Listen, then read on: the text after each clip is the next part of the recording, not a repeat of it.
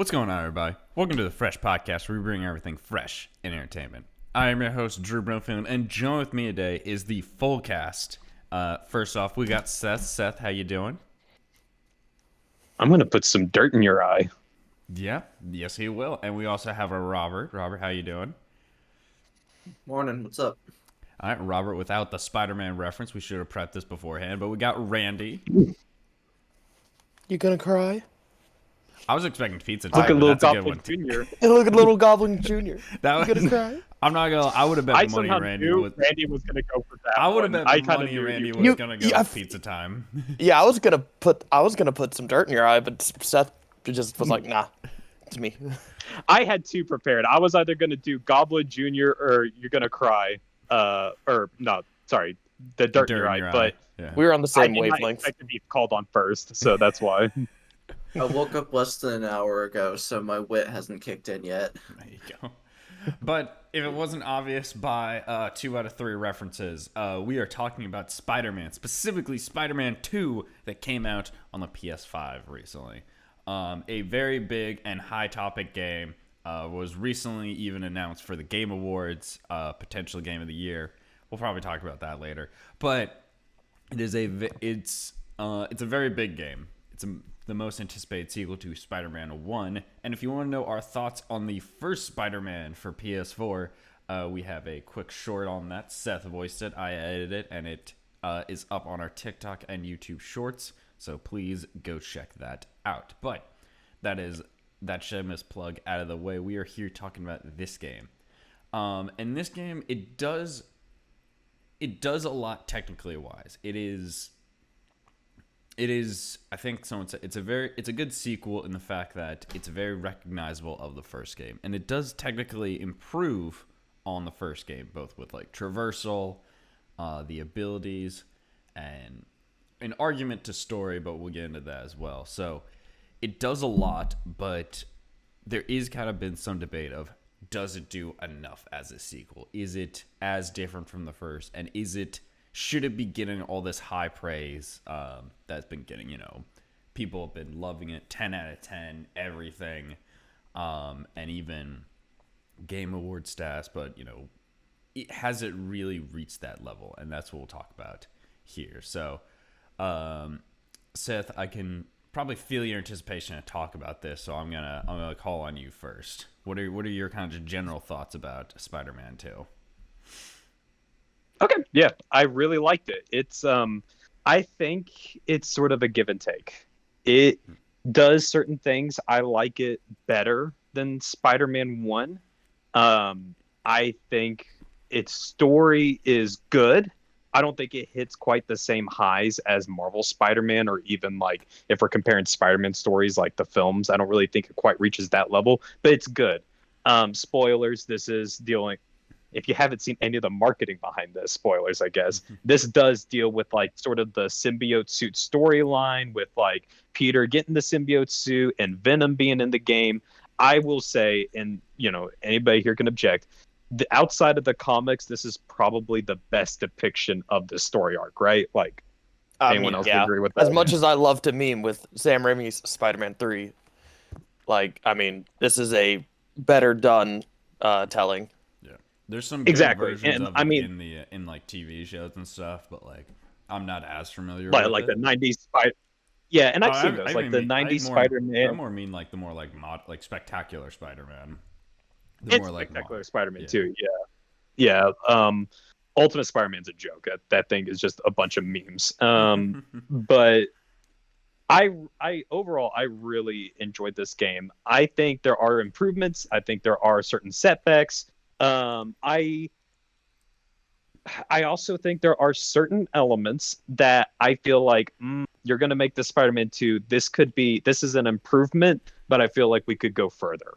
But overall, I think it's enjoyable. I would say it's a very fun, if a very safe sequel. Yeah, that's fair. All right, Randy, what are your thoughts? I think I'll agree with Seth. It is a little safe, but I was fine with that because I know, at least, like, I've listened to a couple of interviews with the developers and whatnot, and it's like there was a couple core things they didn't want to mess up. I mean, they go over like obviously don't don't fuck with the swinging. Like uh try and improve it, but like it's more of smaller tweaks. I see why they didn't do maybe a big swing in regards to some like core aspects, which I think a sequel should do. It shouldn't it shouldn't maybe try and change its core so much. I mean, it's a sequel, so yeah. Story wise, I liked it pretty well. Um, I like it more than pretty well. I mean, I liked it a lot. I don't know if I liked it more than the first one in regards to like the impact at the end of the first one Yeah. in comparison to this one, but I am still very much looking forward to um, what they have next in store. Okay. Interesting. All right. Robert. Last but not least. Yeah, yeah, I think Seth pretty much hit the nail on the head there. It feels very safe for a sequel. Um, it's a really fun game, but it doesn't feel drastically different from the first game, which like Randy said, it doesn't really, I mean, it's a sequel, so you don't want it to be too different, but at the same time you also don't want things to feel a little too familiar. Um, I think one of the things that kind of helps that feel is that half of the map is pretty much the same as the last time. Like the Manhattan side of New York is just a lot. It hasn't really changed a whole lot besides like the wind currents and like the little lifts to, give you elevation for your glider. Yeah. But all the new stuff over on the east side, that's like where Brooklyn and all that is, and Queens, that side's new and fun to go around, but I don't feel like you're really there a whole lot. Granted, they do a pretty good job kind of spacing out like where you're going on the map, but at the same time, it feels like you're going back for another walk in the park, essentially. Yeah. Like you've seen the route before, you've seen the scenery, but it's nice to revisit again.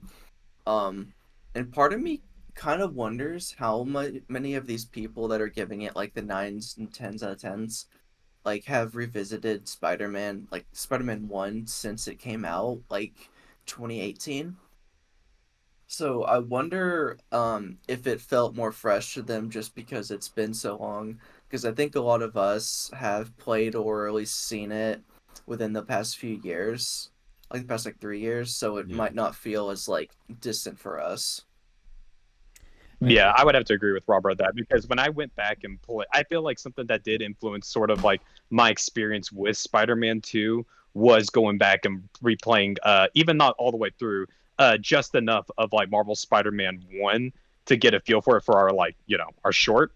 And I definitely think that influenced my thoughts on it. Which is where I would have moments playing through Spider-Man 2. It's like, oh, we're still using this. Like, we're still going about it this way. Yeah. Or there were certain things that were absent. I'm like, oh, why would they take that out? So, yeah, I definitely think like there is some like recency stuff going on there.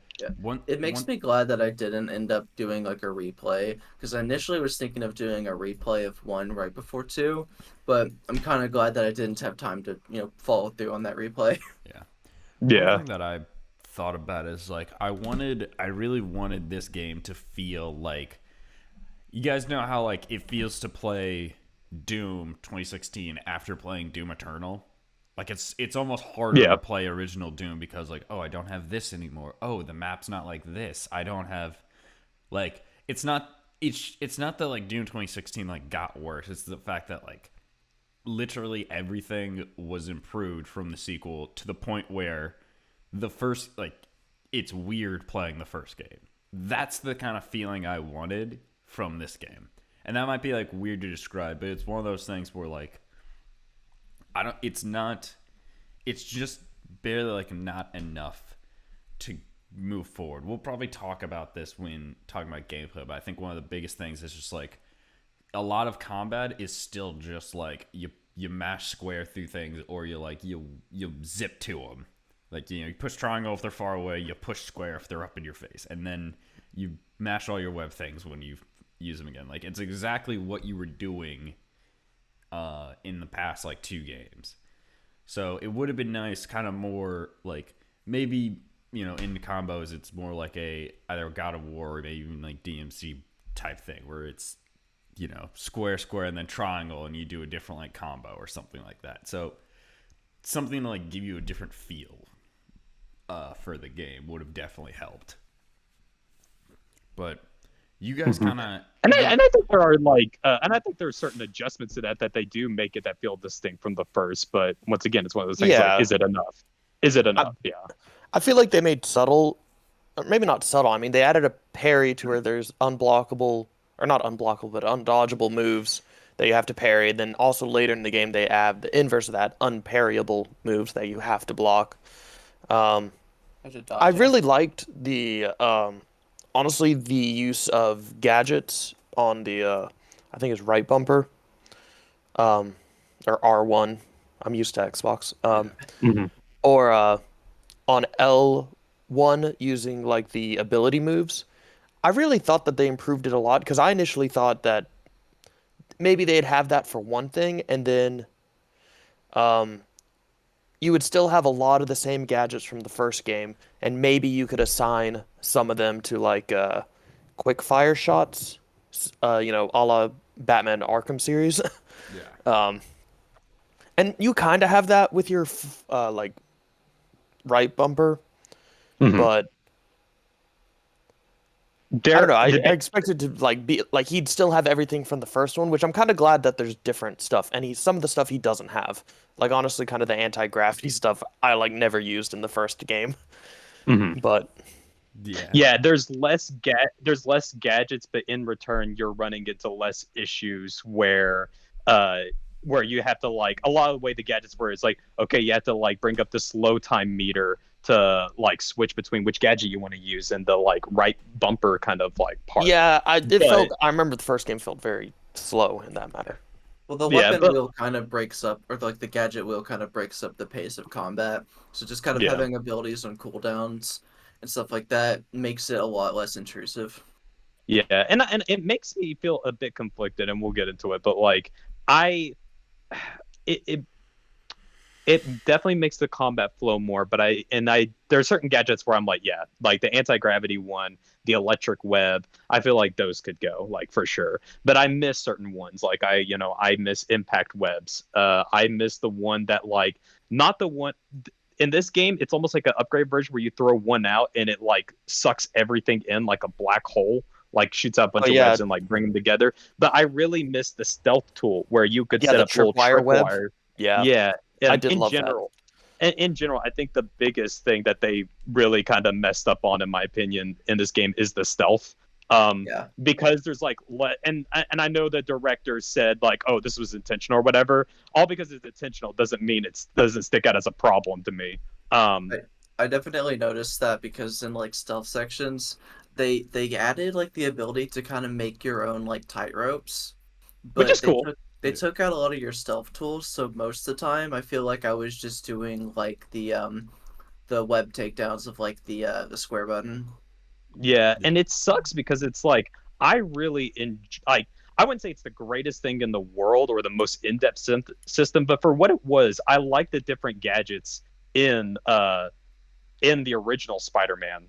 And like the lack of gadgets is felt here. And it's a shame because I feel like what they were missing is they don't add a lot of stealth applications to the gadgets, to the new ones that they added into the game.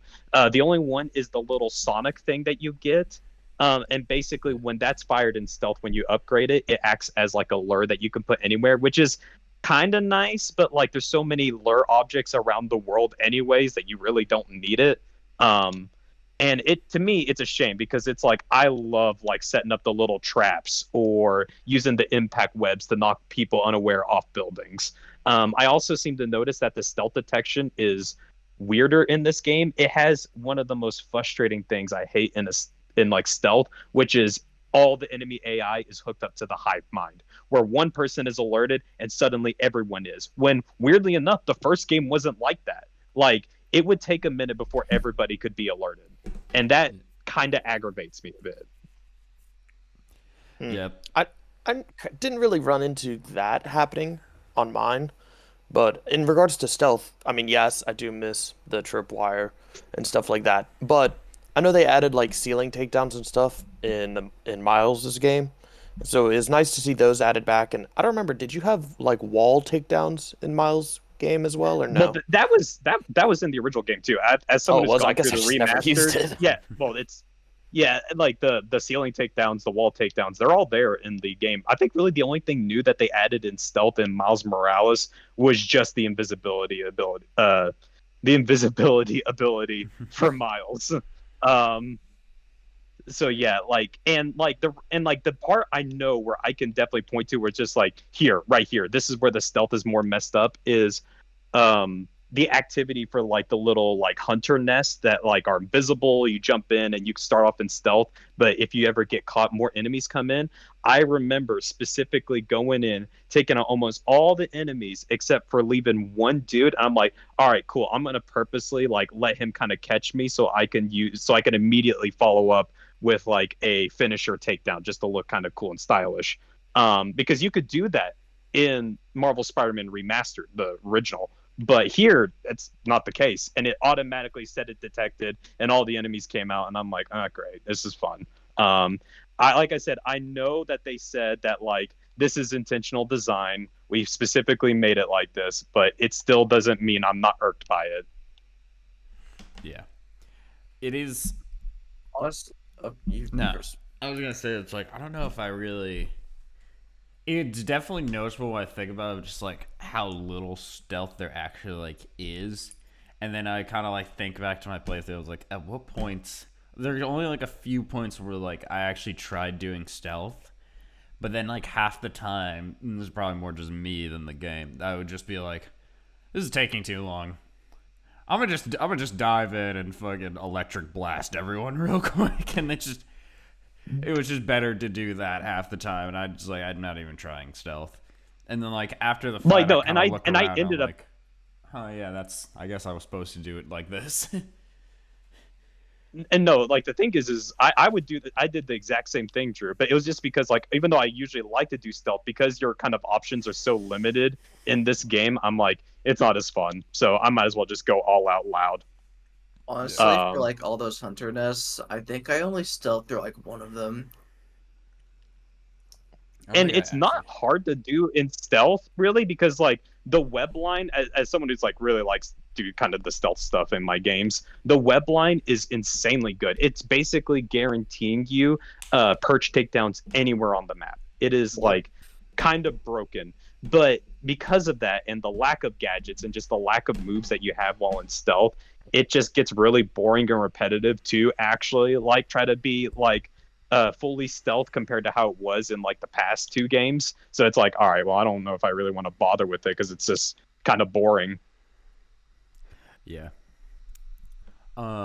I guess since we are kind of going on gameplay though, I do one thing that I do want to comment that also I just also remembered saying Hall. It's like last thing on stealth. I even like how there's such a limited use on stealth. They even give if you do like all the prowler stuff, they even give a use for camouflage outside of stealth, just to further put in the fact that you don't need this to sneak around. You don't need to sneak around anywhere in this game. Um, Yeah. but talking about like the rest of combat, I didn't, even though I did earlier complain that like it is a lot of like mashing square. I didn't dislike it. Like we kind of said, it's pretty similar to the first game. Obviously the webs are different.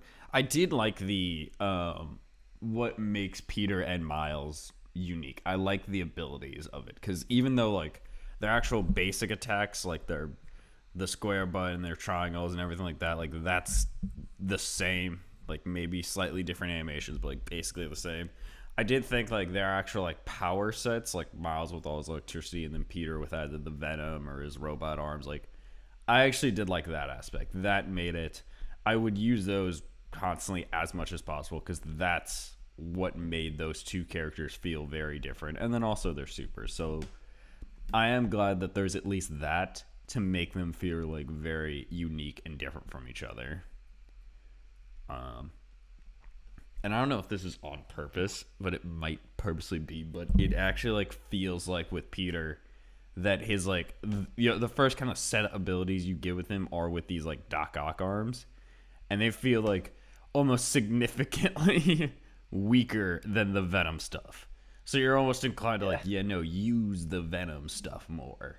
I don't know if that. I could definitely intentional see or them not, doing that on purpose. Yeah, that's what it feels like to me. So, But I mean, I think we're all kind of agreeing kind of a that, like, mix. yeah, the Venom stuff feels more powerful than what you start off with the robot arms yeah, Yeah, I or do the like Iron the Spider arms.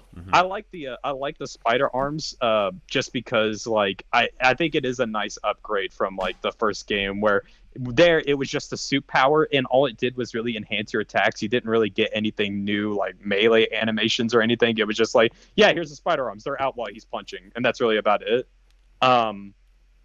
I like them. I don't know if I would say they're all like 100% better than the symbiote power, or the symbiote powers is 100% better. Like there were some that I definitely liked more. Like I really like the big like air dash move or whatever that he has, especially when you upgrade that so that it automatically webs enemies to walls. It's That's basically stuff. just That is pretty cool. I like that was like.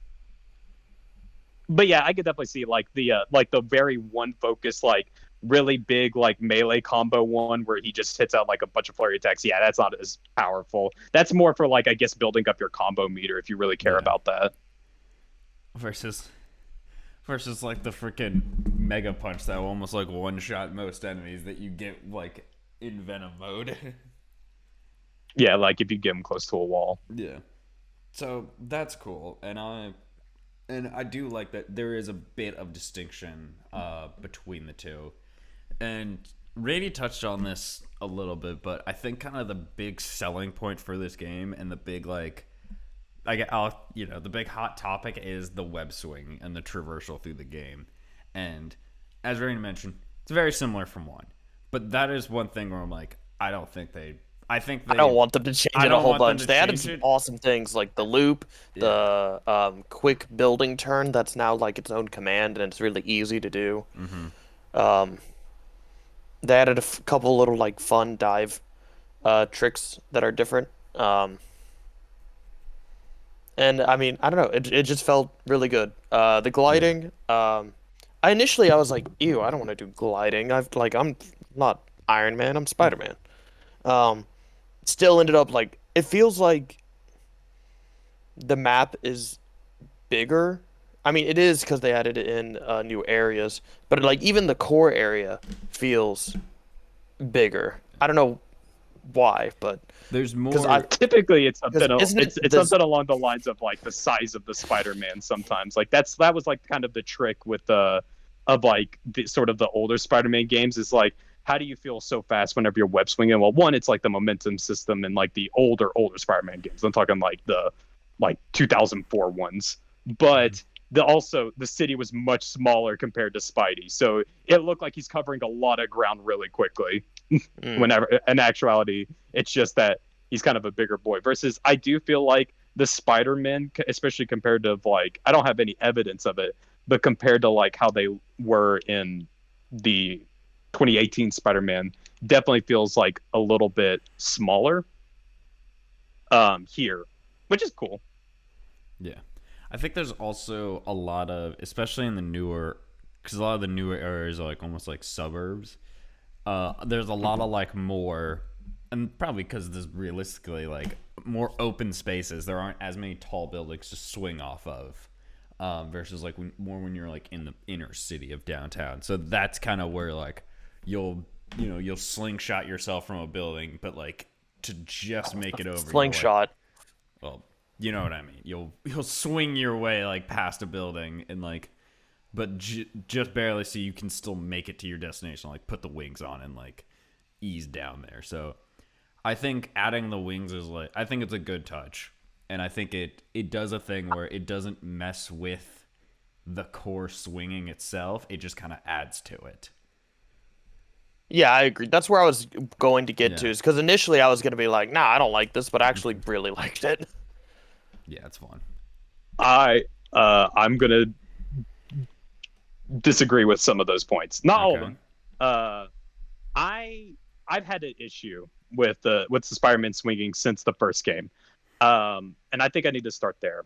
My issue with the Spider-Man game is the first web swinging in the first game was that it looks great in motion, but it is very animation driven, not really by physics. And as a result, in the first game, you couldn't really gain a lot of momentum except for diving. And even then, it's just very quick and it's kind of over.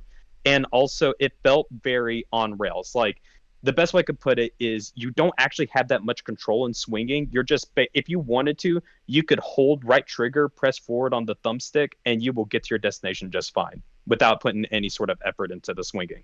Because what the game does is it will not allow you to hold on to your web. Instead, it will automatically break your swing and start the next one for you. So even like a dumb baby can make web swinging look good in 2018 Spider-Man. Spider-Man 2 makes some improvements in that area. One of the things I really liked is they added in fall damage, and they added in the option to disable swing assist. And I think it makes such a difference with this game. Without the swing assist, you have to pay more attention to like what environment you're into, so you know that like your web into like which side of the building, what turns you want to make. Physics feels like it's more at play here, especially with like how much momentum you gain in all the different moves, like sort of like the rounding the corner move. My favorite move in this game, absolutely. There are points where I'm like, how far can I get without properly swinging, but just slingshotting myself around corners is so much fun. And I really like the sense of danger that fall damage gives. So that's like, hey, if you fuck up, like you will actually pay for it, which is good. That's something I felt like that was missing.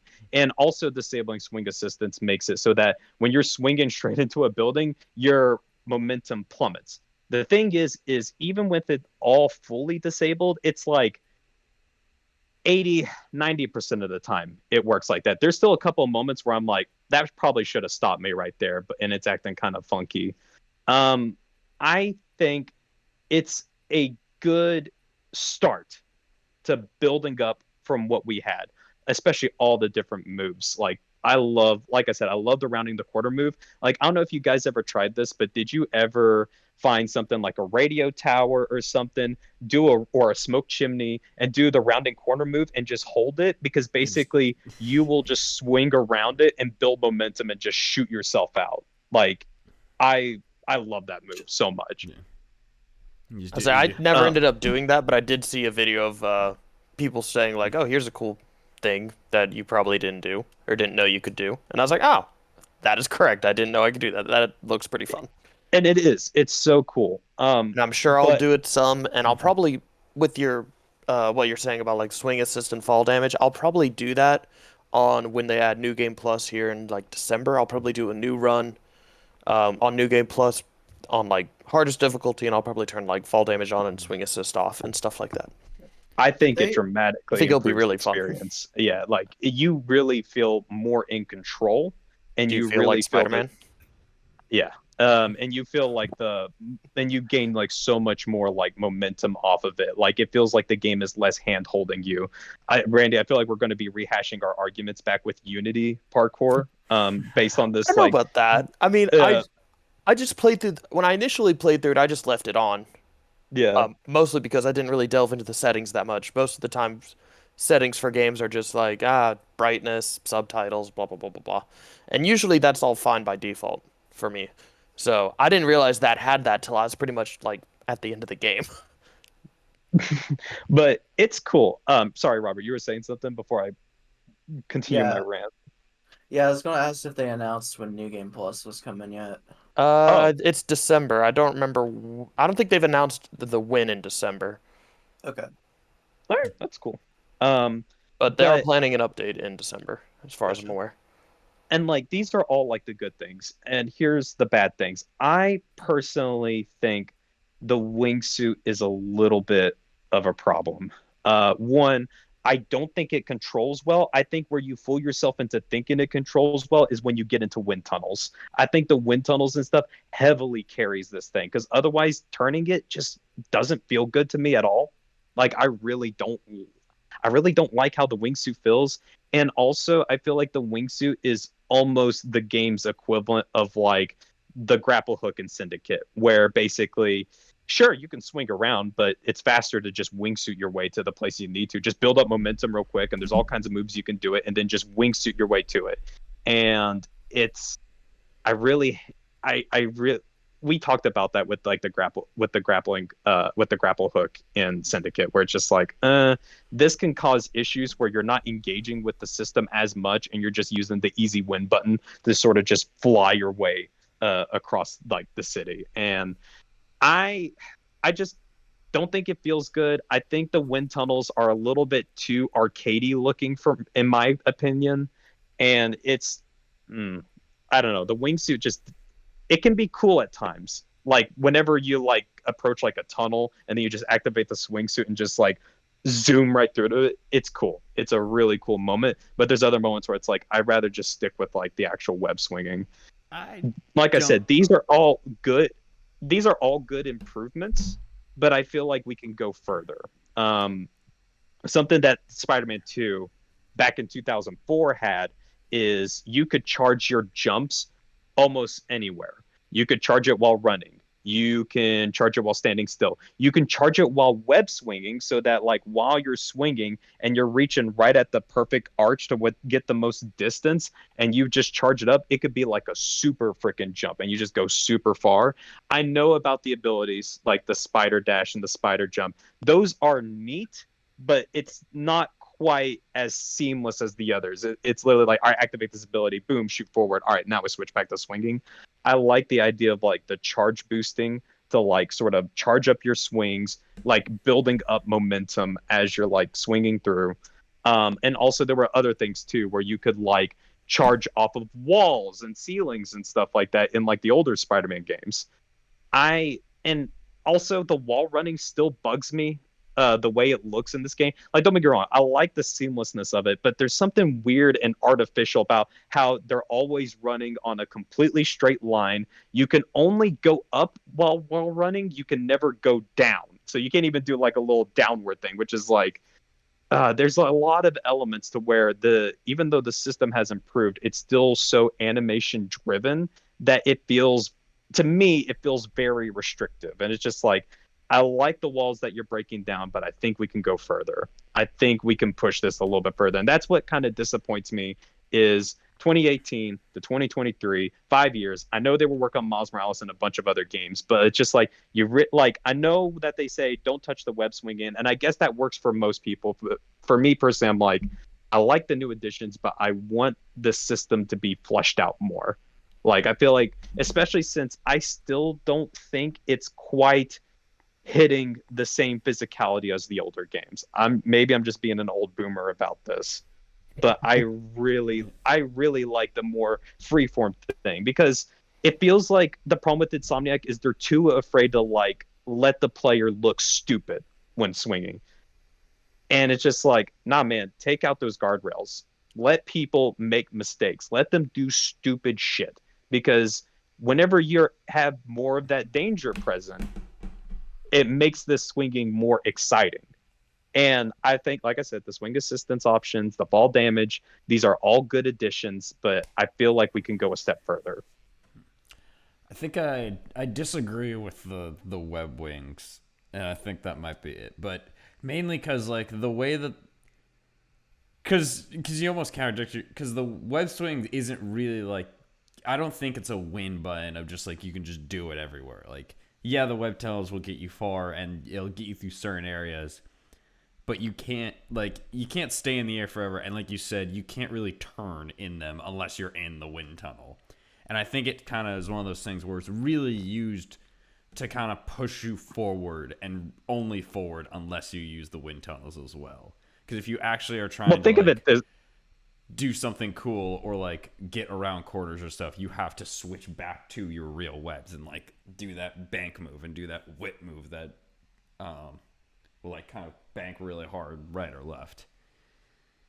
Well, here's the thing though, is like what I'm talking about is that there are a lot of ways for you to gain air, because what it comes down to getting like a really fast wingsuit speed is literally just, you can charge jump yourself or get really high, go into a dive to build up a lot of momentum that way, or you can use one of the other spider abilities like the spider dash immediately into the wingsuit, or jump really high and then dive and then wingsuit and then just keep going. And then as soon as you lose your momentum, by the time you're reaching that point, you can probably have it all charged up again or have a different move and just keep going.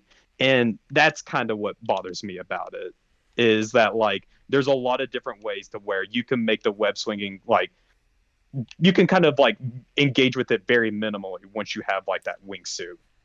Yeah, but I'm almost okay with that option. Like I'm almost okay with the idea like players don't have to like get super technical with it if they choose not to. Like yes, that way works, but it's not like, and it's not as cool, and it's not as like, I feel like most players when they're playing like Spider-Man aren't gonna do that because they're almost instinctively they'll turn it off, and they'll only, and maybe it's just me, and maybe it's just because like this is how I play, but you only use the web suit if you're, when you go forward and you're like, there's not a tall building near me. Okay, I'll use it to basically get to the next tall building and then go back to web swinging. When you're crossing the river and shit. Yeah, like when I'm crossing the river, or like, yeah, like Central Park or something, like where there's a big open area, and like that's where it's used for. Or if you're web swinging, like, oh, there's a tunnel right there. Like it just happens to be there. It feels more just like a secondary option. And I'm sure you're right. Like the way you described it, yeah, I guarantee you can probably just go through the whole city with your wings. I'm sure you could. But like, who's gonna play like that? And I don't know if I even mind there being an option, because I'm like, I like web swinging itself, even though it is still a bit handholdy, it's still fun and it looks cool, and like I'm gonna choose that way of traversal like 90% of the time. Yeah, and like, and that's the thing. It's just like a personal gripe about like the wingsuit. I don't think they necessarily need to take it out. Like I said, this game's already selling billions, so like my opinion, doesn't really matter as much on it. It's pretty, in general, this is more of an issue that I've just had with just Sony games in general. Is I feel like there is more and more of this sort of like casualness to everything, and I'm not talking about accessibility and difficulty. That is not at all what I'm talking about. I want games to be accessible to anyone, and you play on any difficulty. It is just that, like, with this game and like with God of War and stuff like that, I feel like there's just everything always looks spectacular no matter what you're doing. But because of that, it makes me feel like I'm not really playing the game as much. And that's really not really the fault of Spider-Man 2. It's really just Sony's general products of like as a whole is where I have this issue. So kind of what I'm getting from this is like they make their games have an extremely low skill floor, but because of that, they also have a very low skill ceiling. Yeah, exactly. So it's just like, it might be great for like a casual audience, and like nothing wrong with that. But for me personally, it's just like, I'd like to have a little bit more out of it, especially since you have those kinds of like older Spider-Man games to look to as examples of like where the developers didn't really do that. Like they did allow for higher skill ceiling, just because once again, it wasn't driven so much by the animation at the time. It was driven by the physics of the system itself. But yeah, I agree that like mine is just more of like it's not a real critique. It's more of a personal preference thing with the wingsuits. So like if they decide to bring it back in like Spider-Man 3, I'm not going to complain. Yeah. All right. We've talked about the traversal for a while, so we'll move on. And honestly, I'll do this in the reverse order I wrote this in, because since we have been talking about gameplay and a lot of stuff, I kind of want to talk about the world itself and of New York again.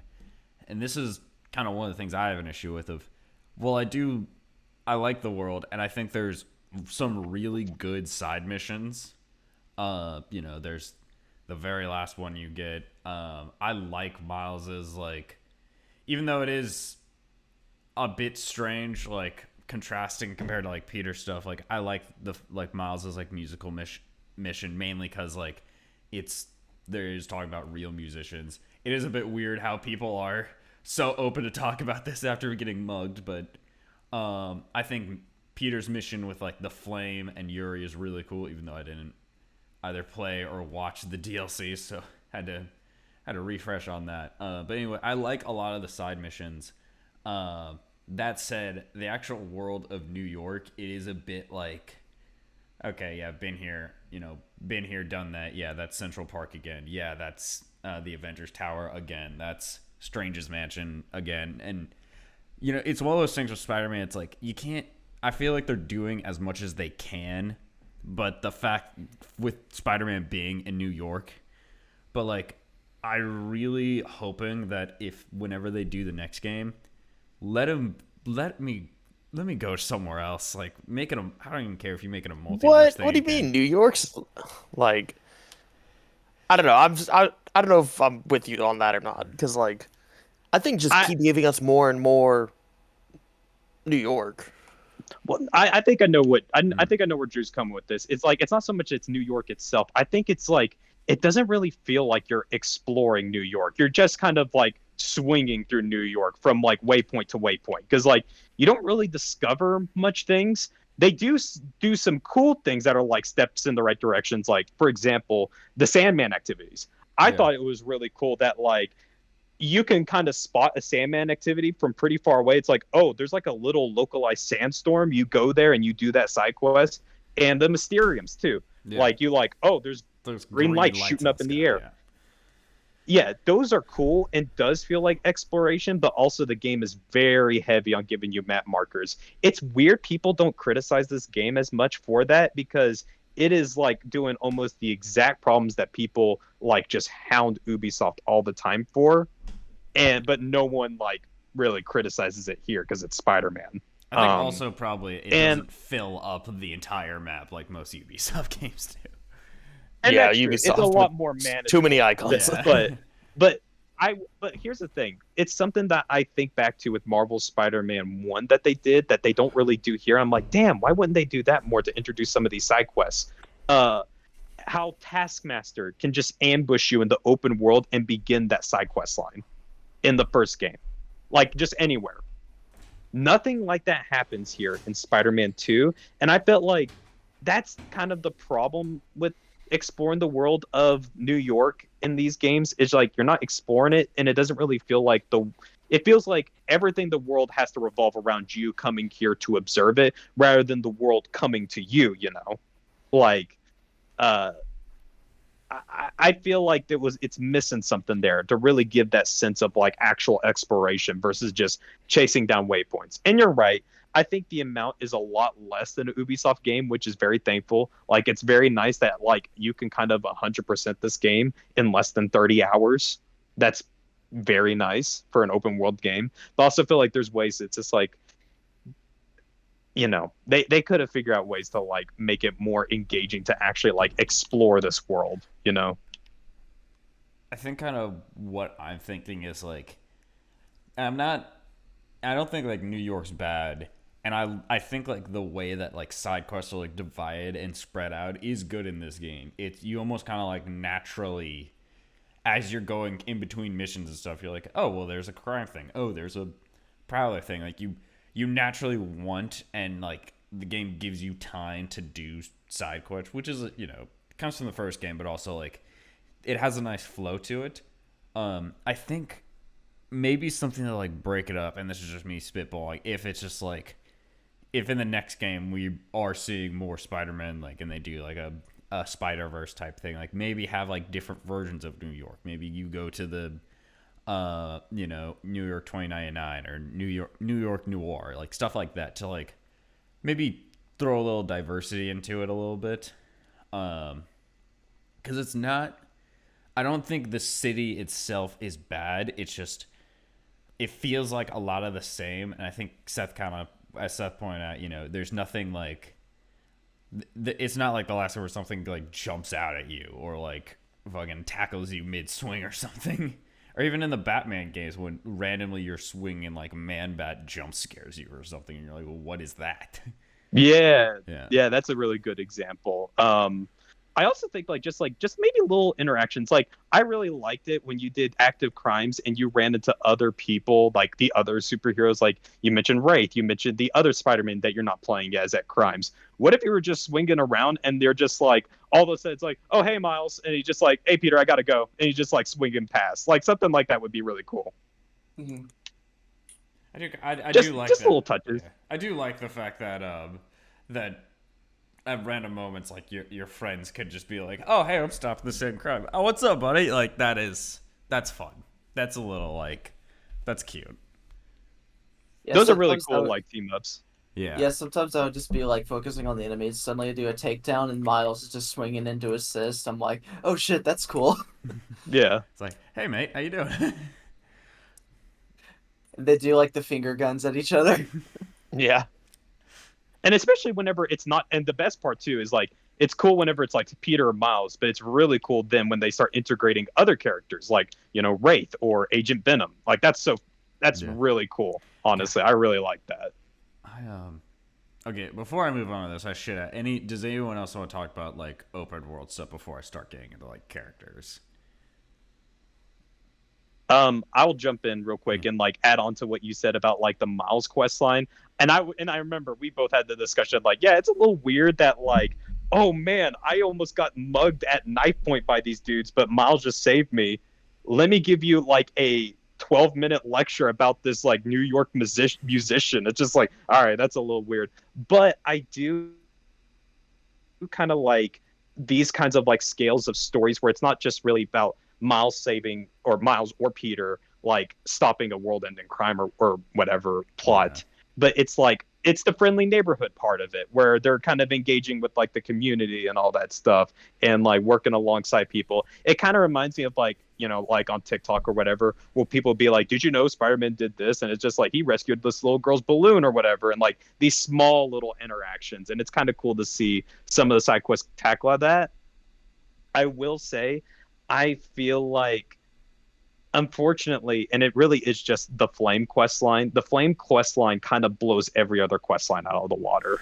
That's just unfortunate. It's a shame because I feel like the closest thing that gets near that level is the Mysterio quest line with Miles, and that doesn't really get super exciting until the very end because most of it's just challenge rooms. Yeah. And that's a shame because I feel like there's a couple of points where I feel like Miles was kind of like not shafted. It's just like you could have done a little more with him. It sucks that like Miles doesn't really get that full on like Flame questline equivalent in the game. Yeah. I don't think it makes the other quest lines like bad, but you are right in just like there's obviously one mission that is, and it's clearly setting up for DLC and stuff like that, but it's like there's obviously one mission that feels more like almost like that's like main story level than everything else. Yeah, and like that's just kind of that sucks. Because like the thing about the Flame quest line is it really does set. It sucks because it's one of the first like one of the first side quests I actually started focus on, and it really set a unrealistic precedent for me when I started that because I was like, oh man, this is like a main story mission, but just a side quest line. That's cool. And then the others are just like, oh, the rest are not really like that at all. They're kind of like how they were in 2018 Spider-Man. But there's still good like small ones. Yeah. There's a couple of good ones. Yeah, there's at least two that come directly to my mind that I'm sure everyone else can probably agree with is having to collect the last, or not collect, but it's Henry, right, with the pigeons? Yeah. Howard. Yes. Howard. I knew it started with an H. Doing that because of, like you collected them in the first game and just like I'm collecting pigeons for this guy. But like that's also something totally Spider-Man would do. He'd be like, "Yeah, I'll help you get your pigeons." That coming full circle, and then also finding someone's missing grandpa. Oh my god. Both of those, I was just like, oh. Those I were like really the- good. I like the grandpa mission. I'm not a big fan of the Howard one just You're because terrible. I don't know. You have no That soul. would- well, here's the thing. I think it plays its hand a little bit too hard there, where just like it really is trying to evoke like an emotion out of me that I just don't feel for this character at all. it's sad because they want you to feel sad. And it's like, nah, whatever. Like I really didn't give a shit about that one. I did like the grandpa one just because it really is kind of like unexpected versus like Howard's coming back. He's not acting like it's not even the predictability of it. It's I don't know. It feels like the game is desperately trying to get me to feel something out of this, and it's just not hitting. I feel sometimes that happens with me, where the harder a game tries to make me feel something, the less I don't. Like, it's just kind of the way it is. But I do agree. I really do. I did enjoy the one about the grandfather. That was a good one. Yeah. All right. I think that's about everything with the open world. We might come back to it, but I wanted to touch on, because we talked about this, is like the story and the characters, and mainly like the actual like main story of this game. Because as Seth mentioned earlier, it is one of, if like not the best, like kind of telling of the Venom story, the symbiote story. I think it does a great job of kind of like turning these, and I also credit to like the voice actors of, you could really tell like them beforehand versus them with it when they have, and even when they get taken away, the symbiote, how their psyche starts changing, how much more aggressive they start becoming. There's so many like great moments between Spider-Man, between Harry, even MJ gets some like really good moments in there when they have like the symbiote, and when they're talking like that, and like when they let their real emotions out. I think it does a great job with that. I don't know if it hits the same level as Spider-Man 1, mainly just because like I really like Doc Ock in that game, and like there isn't a villain that like gets to his level in that. But I don't even think that's more criticism than this. I think it's just more I really like Doc Ock in the first one. And so I think the story is really good. I know some people have criticisms just like of thinking that like Miles doesn't have as much stake in the story as Peter, because it very much is focused on like Peter and Harry and like that relationship. I don't know. I still think Miles has done really well in this game. I like his kind of role as like he is the up and coming Spider-Man, and he has an amazing story with him and Warren Lee, and him coming to terms with like this man that killed his father, but he's not going to go down the same path. So I really like the story. There are a few characters that are kind of flat for me, like mainly like I don't know if I really related that much to like either Genki or Miles' girlfriend, Haley. Haley. Yeah, Haley. They're kind of the out of everyone in the main cast, because there's Peter and his friend group, and they're all great, and there's Miles' mom, and then his two friends, and out of everyone in kind of the main cast, it's Miles' two friends that are the ones that like really don't stick out enough to me. Robert, I haven't called on you in a while. What are your kind of thoughts on like the story? And if we're comparing it to like the first game, I'm not really sure how to really compare it, but like a standalone, I enjoyed the story of 2. Mm-hmm. I definitely agree with, I think, Seth, who said that it doesn't hit the same kind of highs as the first game, but there are a lot of good moments. Like, I had fun with some of the like background of like Harry stuff. Like, yeah, it kind of broke up the pace a little bit, but it was kind of fun just to see these characters like way back when, to kind of build on the context for like later in the game, like the emotional stakes of it. Yeah, like when like they went the like them going back to high school mission. Yeah. Those were dope. Yeah. But like overall, I don't have any like major gripes of the story, but there's also not a lot of things that heavily like stood out to me. I think the stuff with like Peter getting like corrupted by the symbiote was really fun. It was more fun just because of Yuri Lowenthal's like performance. Yeah. Because you could really like, you could tell like the subtle like increase in like brutality. Mm-hmm. I think that was like really cool, and then how it's like implemented into like other activities. Like he might do a side mission when he's corrupted. He has a lot more like brutal things to say than if he was like not corrupted by it. Like stuff like that, I Yeah. think was like implemented pretty well. But overall, yeah, it was good. No, I definitely agree. I think Yuri does a fantastic job in this game. Randy, because I call him Seth first all the time, so we're gonna go to you next. Yeah, in regards to the story, I know we keep bringing up the symbiote, but I do want to bring up Craven Yeah. for a bit. I know he kind of gets. It's a little weird that he does have like a whole bunch of like hunters with him. I mean, considering he's supposed to be the ultimate hunter, um, I don't know. I feel like you'd think he'd be maybe a little more solo, but at the same time, it's a video game. You need bad guys, so I'm perfectly fine with it. Um, I really did enjoy fighting him and getting up to that point of being like, damn, these hunters are like fucking bitch to fight sometimes. So getting up to finally take him out was pretty good. And then this is I guess more gameplay side than story side. You know, eventually, Harry has the symbiote and becomes Venom. The fact that they let us fucking play as Venom, dude. That Oh was my God, really I lost fun. my I shit. had such a big smile Yeah. on my like. I know it's like a very easy section, but like, God, I just playing this. I was like, please just make a Hulk game and just do this. Like it was just do this with the Hulk. Like it was so cool.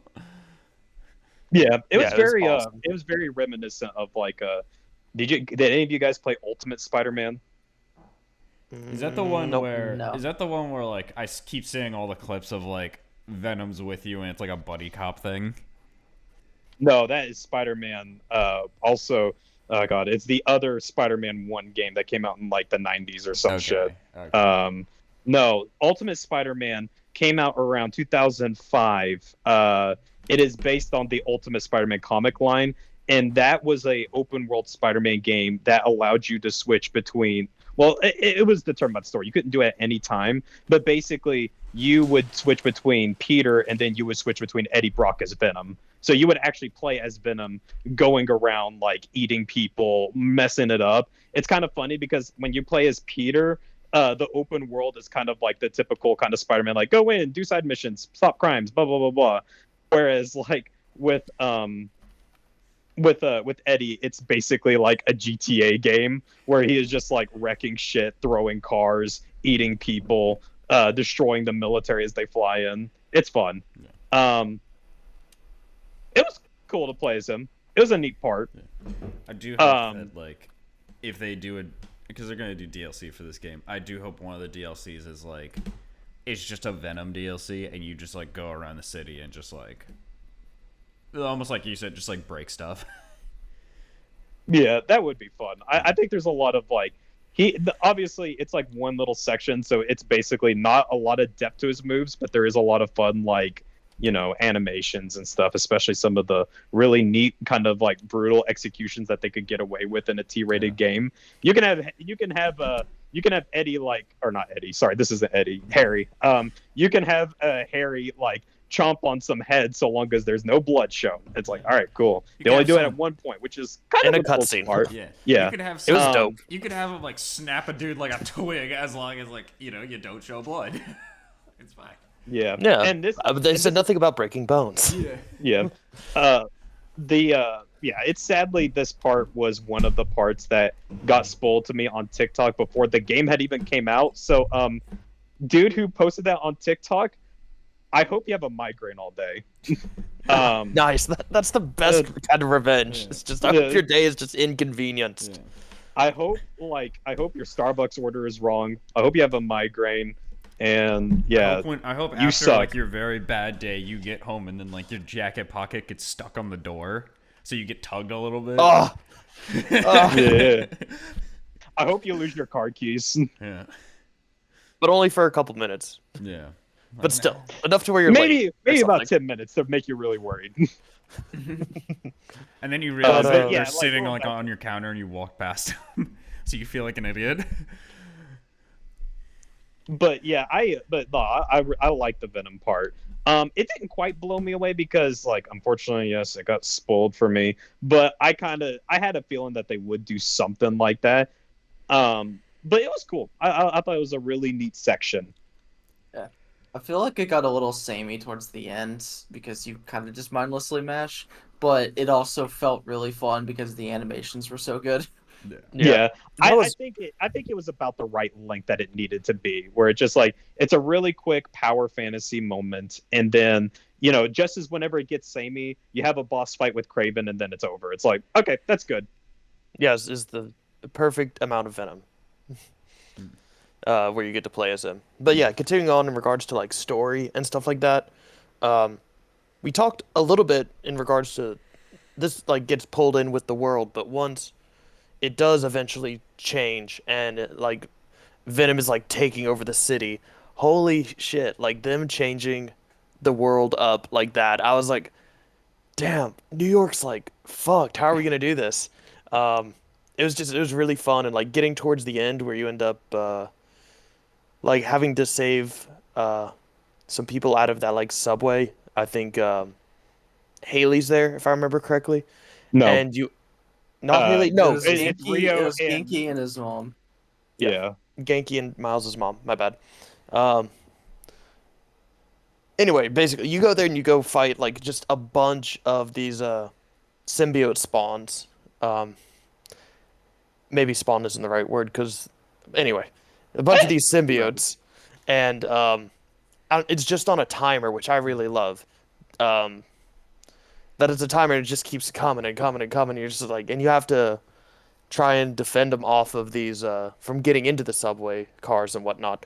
But and like you have Miles there as well. You can enter, I think. No, Miles is already in there. You can't swap to him. But it's just I don't know. It's just like that felt really intense. I know it's not. I guess it is story, but it's also a good gameplay design idea. Yeah, so- Instead of just Yeah. being a couple that One show thing I up. want to, and like I said, maybe that's I'm going to be making a lot of references to other games, but I truly believe that like they took a lot of inspiration from like different Spider-Man games towards the end, like sort of like the third act where Venom is fully in the game now, and like the New York starts changing. It gave me so many flashbacks to Spider-Man Web of Shadows, where that whole game was about basically New York being taken over by like the symbiote. Like I got heavy vibes of that, and it was really cool. I even appreciated that they even like started integrating stuff from like the comics, like the null design on the symbiote spawn, which is a really neat little touch. They also gave Venom his King in Black wings, which was really Oh, cool. that Dope. I was so not expecting that. sick. That was insane. Oh my Yeah. gosh. So like I think what was cool about this game, it's just like when Venom gets introduced, it's like it's not just like, oh, Venom's on the loose. It is like it's way worse than just that. Which is really cool. I like that. I do think it's a little bit. So one thing we talked about a little bit was like kind of Miles' side of the family. I'm sure we'll talk about a bit more. But another character that's in the game, not as much as he was in Miles Morales, is Aaron Davis, and he has like a little side quest line about like, can you find my collectible stashes or whatever? Because I'm trying to go straight. And it's like that's kind of neat. One thing that sort of bothered me is they really don't give Aaron Davis to do a lot in this game. Which sucks because he's probably one of the more interesting people that you can use on Miles' side of family to really help flesh out that cast. And they just, after his sort of like intro cutscene and his side quest, he's largely just forgotten. It's like, I thought it would be cool. Like once New York is really hitting the fucking fan, it would be like, I don't know, when aliens are invading the fucking city, it's like, hey, Aaron, I know you said that, you know, you're trying to give up the Prowler. Now might be a good time He's to on bring him parole. back. Yeah, Look, like I'll give him a pass because he's a hard criminal, and you know, like I said, he's on parole. Who I won't give a pass is everyone in Avengers, Doctor Strange, every other superhero that lives in, like, where are bros? Help! There's Yeah. there's the Avengers Tower, but no Avengers. Yeah, I saw comments like I they like gotta how, be dead. They the have Doctor- to be dead. like I like the little like Doctor Strange like Easter egg like thing where it just like Yes. Wong takes the scepter back or whatever, but it's just like Wong has time to be like, sorry, I'm back from vacation, do all this shit, but he's like, yeah, nah, you're on your own with the symbiote shit. So me and the doctor need this. It's like, so you're okay? It's like so they share the scepter that gives portal, not symbiotes that are eating people. Okay. So yeah, like, but that's a cool part. Like I said, I think like there's not, it's one of those things where these aren't necessarily like original ideas, I suppose, especially since I've mentioned a bunch of other Spider-Man games that have done this stuff. But it's really cool that I feel like it's interesting. It's almost like, you remember like how there were a lot of parts in Marvel Spider-Man 2018 where they would reference a lot of like the different movie moments, like Peter stopping like the train and stuff like that from Spider-Man 2. Yeah. Like I feel like Marvel Spider-Man 2 is like doing that, but for the video games. So you have a little bit of Ultimate Spider-Man with the Venom rampages. You have the symbiote taking over the city, like Web of Shadows.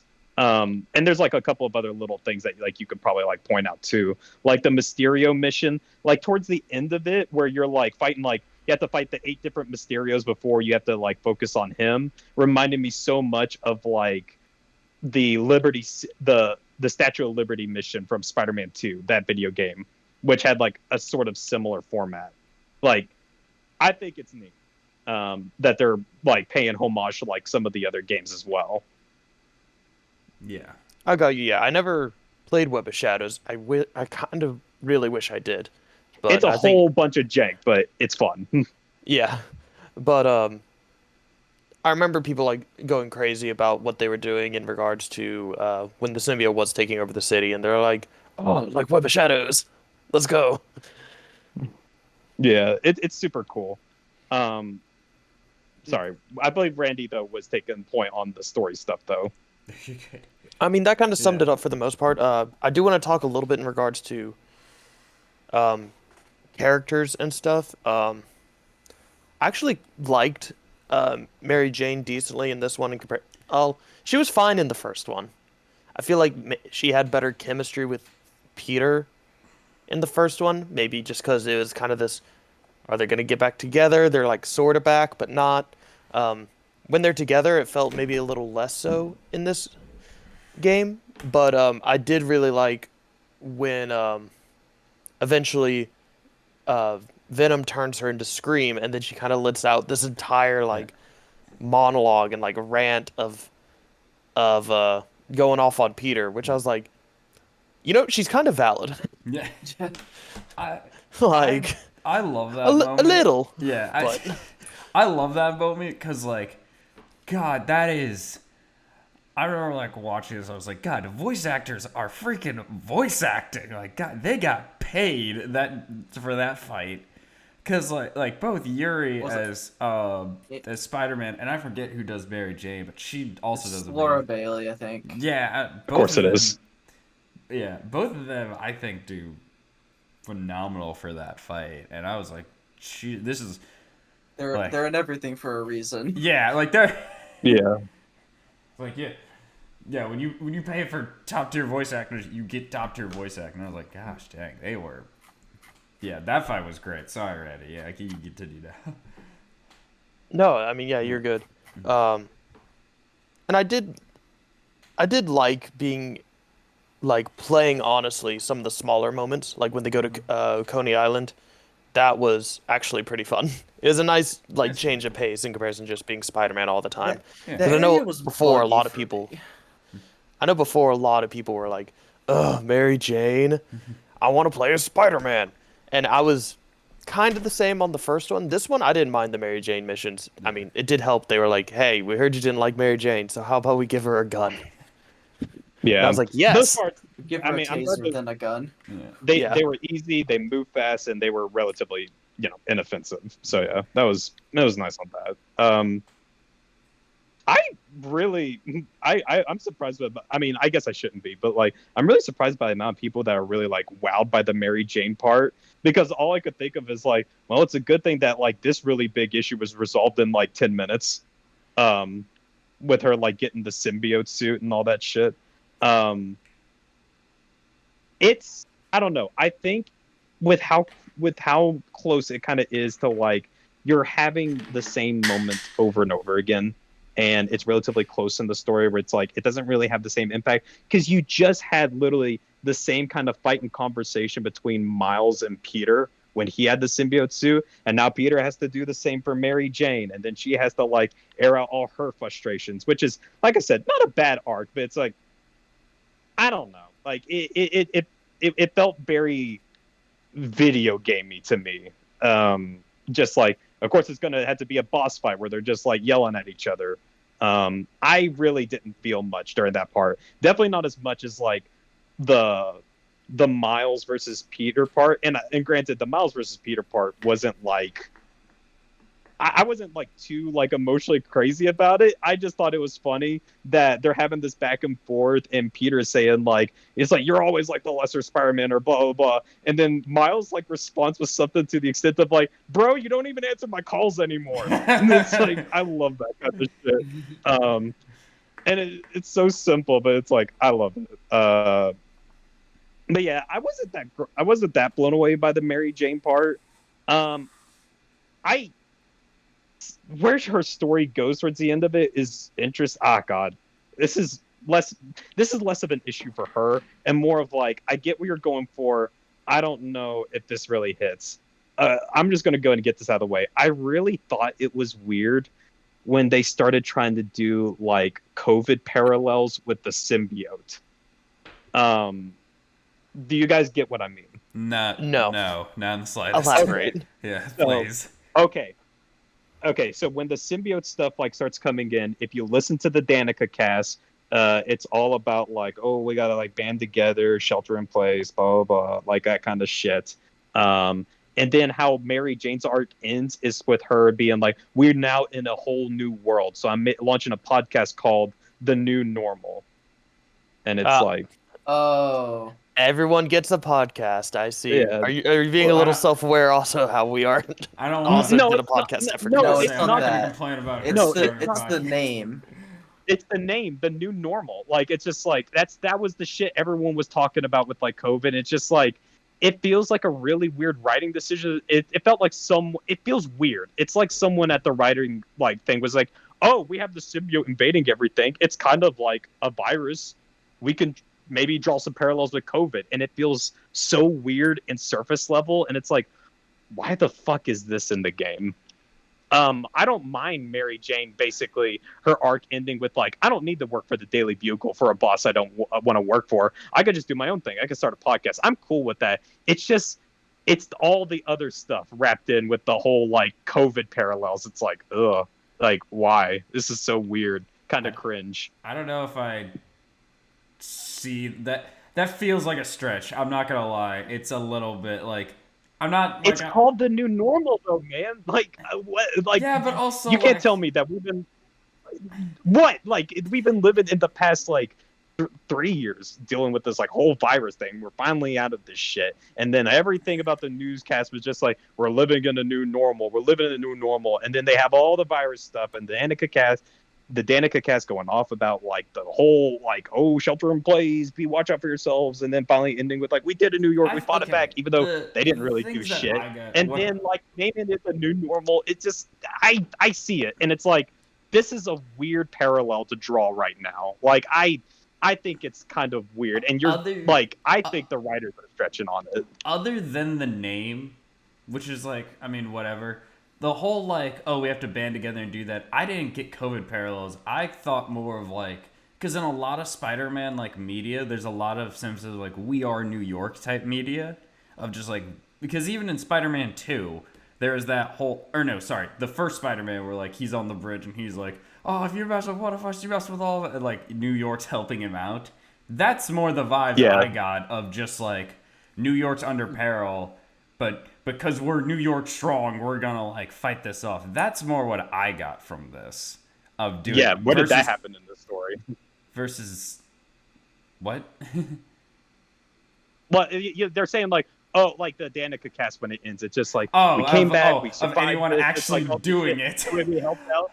Oh yeah, no where one, did- no one where did actually anyone- helped out. anything. I was like, yeah, no, No no one one did actually. anything. I was like, yeah, no, Peter and Miles like were really put their backs into this, like did that all.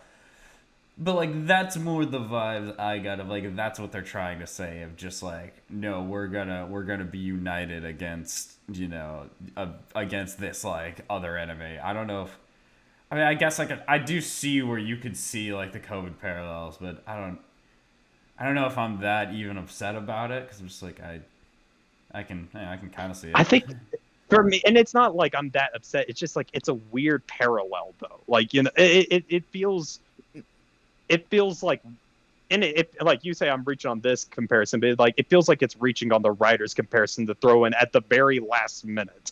It's just like that's weird. Why? Why would you put that? Like you didn't need this. I feel like they just ran out of ideas for MJ's like podcast. It's just like, yeah, sure, we'll just do this parallel. I guess, I don't even know what else she would like. I guess like the only thing is if she calls it something else, then it's better. I don't know. She could have called it any like they're writers. This is what they're fucking paid for. They could come up with something other than the new normal. All right. She's in print though. It's a dying media. She doesn't. It's a harder form. That's why she moved to podcasts. She's new to this. Not everyone has amazing ideas like the Fresh Podcast, which is named after a cafeteria. All right. So moving forward from fictional podcasts. I haven't really got the. Oh, sorry. Oh, You're yeah. right, yeah. Weirdly enough, I still get a turn on like the story. Yeah, you're right. Sorry. I didn't actually call on you. Yeah. So I know I've been kind of like interjecting again, but so for me, like the story, I think it's great. One thing I want to say briefly, I don't want to dwell on Craven that much because I don't think there's that much to dwell on. All I have to say is I really like him because he's just an evil bastard villain, and that is it. His motivation is completely selfish. He is just a dying man looking for a fight, and he doesn't care if he'll burn down the rest of the world to get it. I like that. I love a good villain that's just a complete bastard. I also am. I know, Drew, you said you like Doc Ock more. I definitely get where you're coming from on that. I really prefer Harry as like a villain, as like a sympathetic villain. One of the things that we kind of talked about earlier, but not on the podcast, was that I think it's interesting how when Harry has the suit first before Peter does, he's not evil or angry or anything. And it's interesting how he doesn't get that way until he loses the suit. Peter starts treating him like shit. His dad starts going off the fucking deep end, and then he gets the suit back from Peter. That's when he starts to get like evil and malicious. I really like that because I don't know. Maybe it's because the Raimi films where we're used to Harry being a little bit of a dick, maybe more than just a little bit of a dick. But it's actually kind of nice to see a Harry-Peter relationship that before the whole Venom suit fiasco is actually pretty healthy and like very supportive of each other. I'm glad they didn't back away from just having them say that they love each other at the end. I feel like there's all kinds of stuff where like people were like, what if it's interpreted as gay or whatever? And it's like, who cares? It's two people who genuinely love each other. Like, let them say it. Don't back away from that. I love that they didn't skirt that issue. That's probably like the best moment in terms of story. Yeah. You know what I'm talking about, right? By the way, when he like burning the Venom suit off, and like before he thinks he's dying, like he tells him he loves him because he's like his best friend. Yeah. Yeah. I love that. I absolutely love that they did that. And I really like Harry. He's just like, I was so ready for like some sort of term where it's like, oh no. And I think it's because, the past few movies we got, the Raimi films, the Amazing Spider-Man film where Harry is just right off the bat, just a terrible person. A red flag. Yeah. Yeah. Like, so how are you ever friends really with this dude? And I feel like where Harry's frustrations come from feel understandable in the game, Like he's really like, hey, Peter, not to rush you, but I'm dying. Like, that's Please. the feeling I get the whole time. Yeah. Meanwhile, Peter's just but- being a dick. I'm just like, why don't you pop a few more pills and say what you want? Like, Jesus, brother. He is Yeah, in a cane. I was not ready to actually like Harry as much as I did, but I really did like Harry in this game. I personally think he really carries the story Yeah. for me personally. Him and his relationship with like MJ and Peter. Thank God. Also, I'm sorry. I think it's just because we've gotten so many bad interpretations of Harry that I'm like, thank God they didn't do like a love triangle thing or anything. I was one of the things I was very worried yeah. about with the Coney Island part. Yeah. It's like, oh God, like please don't do it. But they don't, and I'm like, oh, thank God. Oh, It's just a good group of friends. Yeah. They're just And it's Just nice. homies. friends. And you can win a cool hat. Yeah, Also, see, the one of Coney my- Island section's fun, and then it Yeah. crashed on me like twice. I'll be honest, I did not really care for the Coney Island section either. Not because it bugged out for me. I'm sorry, Robert, that did that for you. For me, the Coney Island section is I'm not a big fan of slowing down and doing a bunch of stupid little mini games. But That seems to be like a Sony thing. yeah, I hate it. But I do think it leads to one of my favorite scenes, which is just Spider-Man has struggled. By the way, he has struggled real hard to save these people, and it did make me think for a second, like, some of these people are not going to make it. And then Harry comes in to save the day. I just love that moment where Peter, in the Spider-Man mask, is like, Harry? And then Harry just immediately knows it's like, Peter? It's just like, I love that so Because he said his much. name. I love the... It's Well, like, you yeah, fucking but, idiot. like, Yeah, no, I love that yeah, too. but I also think it's like the voice. It just I like it.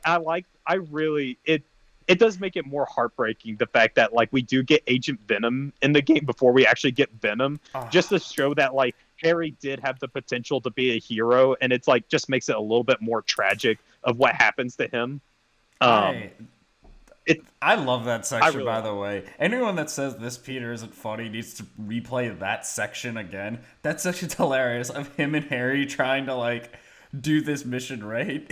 And Peter goes in, it's like, all right, we gotta do this. And Harry just jumps in, drop kicks into it, and it's like, yeah, let's go. And it's like, no, I might want to done stealth. And he's like, Stealth nah. is no longer an option. Like, Harry's like, nah, I do we like got that- this. It does feel like it's like great. I have to like babysit two Spider-Men in training, and at least Miles kind of has a handle on things, but like Harry's just like, I don't know what I'm doing, but I'm excited. Harry has his heart is in the right place. Maybe not his brain, but his heart is. Fucking Tombstone's like, where did you get this guy? He's like, he's new. He's new to this. It's his first time. It was great. I really like that part. And like I said, I think it's such a good part because, you know, it's one of those like dramatic irony moments where like you know what's going to happen to Harry, and it just makes it all the more tragic of like, man, it sucks to see you as a hero right here because we know what's going to happen to you. I like that. I really and to pivot away from that, Peter's side of the story is really good. I like it. Mhm. And I think the part that I know we've kind of talked a bit is Miles' side of the story. Is it as worthwhile? I think Miles' side of the story is really good. His relationship with Lee is, or rather, yeah, we can say relationship, right? It's a very Relationship Fuck, is a no, loose it's term. complicated. It's not a Yeah, healthy it's- relationship, it's but like- it's a relationship. it's deciding like, is this going to be revenge or am I going to like try to just take you to jail type thing? And it's really good. I think it's a much strong. One of my complaints with Miles Morales is I thought the villain was kind of weak and the just general story was, but I feel like Lee. You could definitely feel. I definitely feel like there's got to be someone who, for Miles Morales, it's like I kind of want to make Lee the villain of it. It's like no, we got to save that for Spider-Man 2. Here's Finn, the Tinkerer. Yeah. Because like it felt so much because like once you get to like the raft and you see like Miles is like, you know, he's going through it, that's when it clicked with me. It's like, oh, this is where his arc was supposed to be going, not long lost childhood best friend that I don't give a shit about. And it's so well done. I like that, especially since I really like the back and forth between Lee and all this. But when Miles is fighting him, Yes, Because I think it's one of the best fights in the game. I do Yeah. too. I really do. Just because like Lee doesn't like Lee is definitely like, yes, he has like a lot of like things that he did wrong, but he's able to also like kind of fire back at Miles of kind of like, what the fuck are you doing here then? Like trying to be like a hero and all that. It's like, is that what you really want? And it's so good. It's such a good like back and forth. In general, I really like what they also did with Lee. But the reason I bring up Miles is just because once again, I'm kind of resurrecting this stuff that like Drew was talking about, where his side of the friend group is just not as strong. Haley is like, she's into art, she's deaf, that's kind of cool, but like I don't know, it doesn't really. And I know they're definitely like doing, I appreciate them being inclusive and putting in a character like that, but it doesn't feel like they're really doing much with her as a character, besides the fact that she's a little bit too perfect. Like, I remember the part where, like, Miles is getting, like, a vision of, like, oh, Haley's being attacked by symbiotes, but once he gets there, there's only, like, one left, and it's, like, she fought it off with a spray paint can. It's, like, okay, that's interesting. And Genki is just, like, oh, I'm so excited to help out the Spider-Man, and that's it. Like, I don't think there's really much of a character there. He's kind of boring to me. I need something a little bit more than like, oh, it's so cool, I get to hang out with the spider people. It's like, whatever. Like, there's really not much going on. I told you this, Drew. I think my favorite version of Genki is the one from Spider-Verse, where, yes, after he got like shocked so much where he like passed out into the Spider-Verse, across the Spider-Verse, he's like, yeah, whatever. Miles is Spider-Man. Who gives a shit? It's like, can you call the police for me? Nah. I love that so much, and it's just I wish Genki just had more of a personality. So yeah, like those are kind of like my gripes. I wish, like, especially I do love Rio. One of my favorite scenes is weirdly not even Rio is with Miles, it's Rio with Peter, where she's like, I'm really worried about Miles. And then Peter is like being kind of a smartass because he has like the suit on. He's like, I'll take care of it. And she's like, excuse the fuck out of me. You are not going to disrespect me. You are going to find him. You are going to. I love the conversation, like when Peter gets the suit off and he has to call Rio, and it's like, hey. So it's like, yeah, hi. It's like, oh, shit. It's like, you're a deep shit now, man. Just help my fucking son. But that was great. And it's just one of those things where I think Miles' side of the story is his friend group. Just, I don't know. I think writers really needed to take a look at that and maybe consider fleshing it out more. I really wish they would have used Aaron Davis more than just like a side quest thing. I imagine they're probably saving something like that for maybe Spider-Man 3. Yeah. But I feel like there's more there that they could like use, and it does feel like a little imbalance between the storylines. What I will say is I do want to talk about one of my disappointments with the story. Kind of, it's sort of like a boss fight. Is the very end, the fight with Venom. It's a cool boss fight. Don't get me wrong, really cool boss fight. I really hate that they didn't do a part where it's just Peter and Miles both finally tagging up on him, and it's not a quick time event. Like, I really wish it was something where you're fighting Venom and like you're maybe Peter at one point, and then midway through the fight you just switch to Miles, no cutscene or anything, just like switch to him, because Sony was doing. Yeah, because like Sony was so big about like, oh, we got like the PS5 technology allows you to fast travel in mere seconds, and you can switch to Peter and Miles wherever in the world. And it's like GTA 5 already did that, but whatever. And they don't really take advantage of that, in my opinion, with the story missions outside of Sandman and the Wrath fight, and that's really it. They don't use it as much as they should. And here's what I envision. Do you guys remember?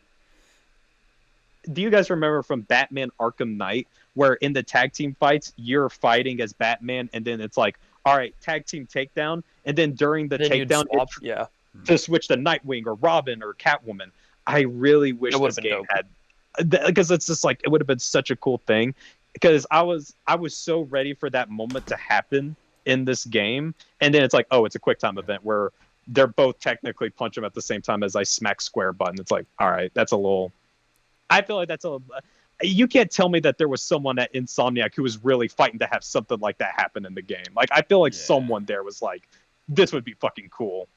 Yeah, and it's weird too because like the game can definitely run it. Like the game Oh, yeah. fast travels basically instantly, and like the fact that there is another character there at some points, like fighting, it's like it definitely can run. The fact that you switch, yeah, that is weird. I'll agree with you on that. That is weird. That never happens. That Yeah, there I isn't really a moment wish where in like general- yeah, you immediately. Well, I guess there is, but like the fact they don't do that like the last fight. Yeah, it's a little disappointing. And in general, I feel like it was a kind of a missed opportunity where I don't feel like there's enough missions in this game that really takes advantage of like Peter and Miles working together and doing something like that in general. I think Like- it's just the start of the game, and at like the The E3 or yeah. not E3 trailer. Yeah. And that's really about it. And I'm like, oh man, like you know, you guys make a big deal about this having two Spider-Man, yet you don't really use it as much in the story. It's just like it's a minor gripe, but it's something that stood out to me. I think honestly, if they had done it, literally what you just said, where like you switch halfway through the fight in the Venom fight, I think if they did it there, then I'd be like, yeah, it's fine. Because I don't know if I want them to do it every single mission or all the time. But I was like, yeah, if they if they did it like literally one more time, and specifically the last one, then I would have been like, yeah, that's fine. Yeah, they do it enough. Yeah. And like I think the pacing was good. Like you start off as Peter at Midtown, you Yeah. go to like the Emily May Foundation, and then you switch to Miles there, and it's Yeah. like, okay, I like this. You're back and forth, and it's like, and then bring it together at the end, and it just Yeah. doesn't land. It's It's- like, damn, It's I really missing wanted that to happen. That one last little thing. It's literally the very end of just like, now let us switch. Let us do a phase 3. Let us, but you know, it's fine. I think, yeah, and also maybe just one or two more missions where you had ones where you could like have Peter and Miles both switching in and out, like another cool set piece. But yeah, I think with the story, once again, I think it's big, and I think there's certain parts that feel imbalanced, namely Miles. I wish that could have been tweaked to give him a little bit more there. But I think it's good. It's not hitting on a level like, of course, the Spider-Verse films, but that's a whole stratosphere. Like Yeah. it's way up in the sky. Like you can't. It's even not reach hitting that. on the best Um, Spider-Man medium out there, really? Yeah.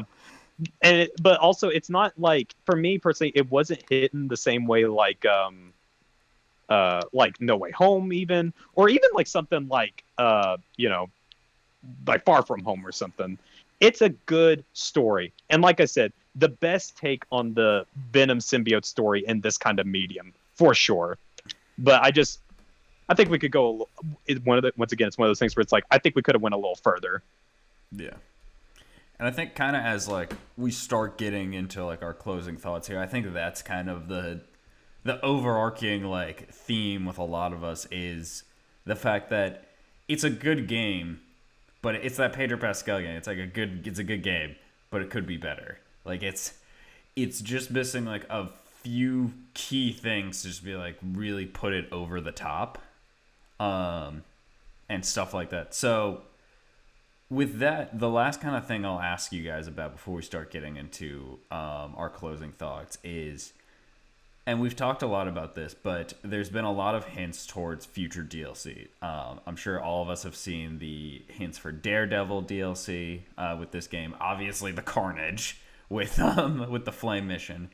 Is there either a part of the story you wish they explore more, or wish they go in DLC, or maybe what is something different you want to see in the sequel? I know Seth's talked about it, but I'll start with Randy. What are your kind of hopes for either a DLC or a sequel? DLC wise, I really do hope that they do some stuff with Daredevil. That'll be cool. I could see them almost giving a lot of what Yuri's moveset maybe to Daredevil. So You think you're gonna play as Daredevil? no, no, no, no. Like as like your do partner. a similar Yeah. thing as a Okay, partner yeah, for okay. these set of missions. I could see them doing that, or maybe even some of Black Cat's in regards to some of the flips, like flip finishers. Not some of them, not all of them, but just because I know Daredevil's pretty acrobatic, at least from what I remember in regards to comics and stuff. So I think that would be really fun. You give him a hallway scene. Yeah, a hallway scene, of course. I think also DLC wise, I don't know. I think that's the main DLC.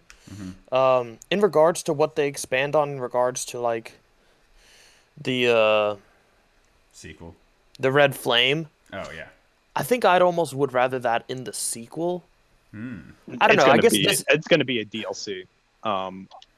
Because I feel like you already have like Doc Ock and you have like Goblin definitely gonna be taking the center stage. I guess you don't in need Spider-Man Carnage 3. in there too. Plus, And plus, also, this is a very similar format to like how it was in like Marvel's Spider-Man 2018, was that they tease sort of stuff with like Hammerhead and Yuri and Black Cat to lead into that DLC storyline.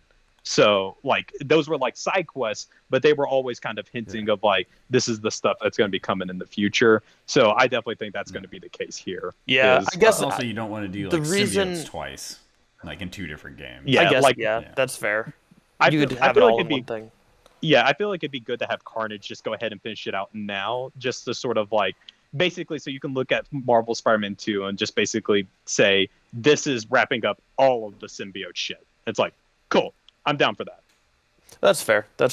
As we kind of touched on there in regards to like the next game, obviously we're gonna have Goblin and Ock, but I wonder if it's just gonna be the two of those people, or if we're gonna have like a larger cast, like a similar to the first game where we had the Sinister Six. But I mean, it was really Mr. Negative and Doc Ock as our lead too, but then we still kind of had a couple other people. Maybe less so, because I mean we did kill Scorpion in this one. And Shocker and Vulture. Yeah. And Shocker and Vulture, yeah. But Yeah, I mean, you could still have Rhino come back if you wanted, but I don't know. We already kind of have dealt with Rhino in the 2 games beforehand, so it's like, eh. So I guess it might I just be want those Big two as the Wheel. main, which I I think want will probably Big be Wheel good. to come You want back. Big Wheel? I need Big Big Wheel was Wheel. in the game. What's- Big Wheel was in the game. Look, did you look at the name of the Ferris wheel? Oh my god. Oh, yeah, the Big but Wheel. I want him. I want to fight Big Wheel. I want Big Wheel to have the most Okay, how emotional. about this? Instead of Big Wheel, what about Wall? Oh, the wall. The wall. Yeah. Some of you might know Oh, that's also- that's a real Spider-Man villain. He's a wall, and Spider-Man can't stick to him. Oh no. Yeah, I know. How is he gonna beat him? That was his main strength. Yeah. I mean, also like Do you all a big remember the stuff that they did with because Chameleon's in it? Do you think he's going to be DLC, or do you I think? think I think he'll be DLC. He will be like, my opinion, I think he will be kind of like the equivalent of Screwball in the DLC, where he's like a sort of side quest line that you can kind of pursue. Hopefully not as annoying. Honestly, Ah. now that they really tuned up like the web swinging here and made it more fun, I wish now there were more like Screwball type web swinging missions, because I feel like the web swing is like more interesting now. That there could have been like a traversal type challenge in the open world, but that's, you know what, that's what I want in the DLC. Yeah, You want Screwball? No, you want Screwball. No, She was annoying. Yeah, I don't want Screwball, but I do want some sort of like fun traversal challenge in the open world, because there wasn't really that this time in the game, which is a shame because it's like they finally have the system to really make use of it. Oh, can I talk about my DLC? What I want for a Yeah, DLC? go for Yeah, it. sure, That's pretty go much ahead, about what I had wrapped up in regard. I Okay. guess in regards to I- the third game, let me just wrap up on that. Oh yeah. I want there to be, everyone obviously wants more suits and all that. Mhm.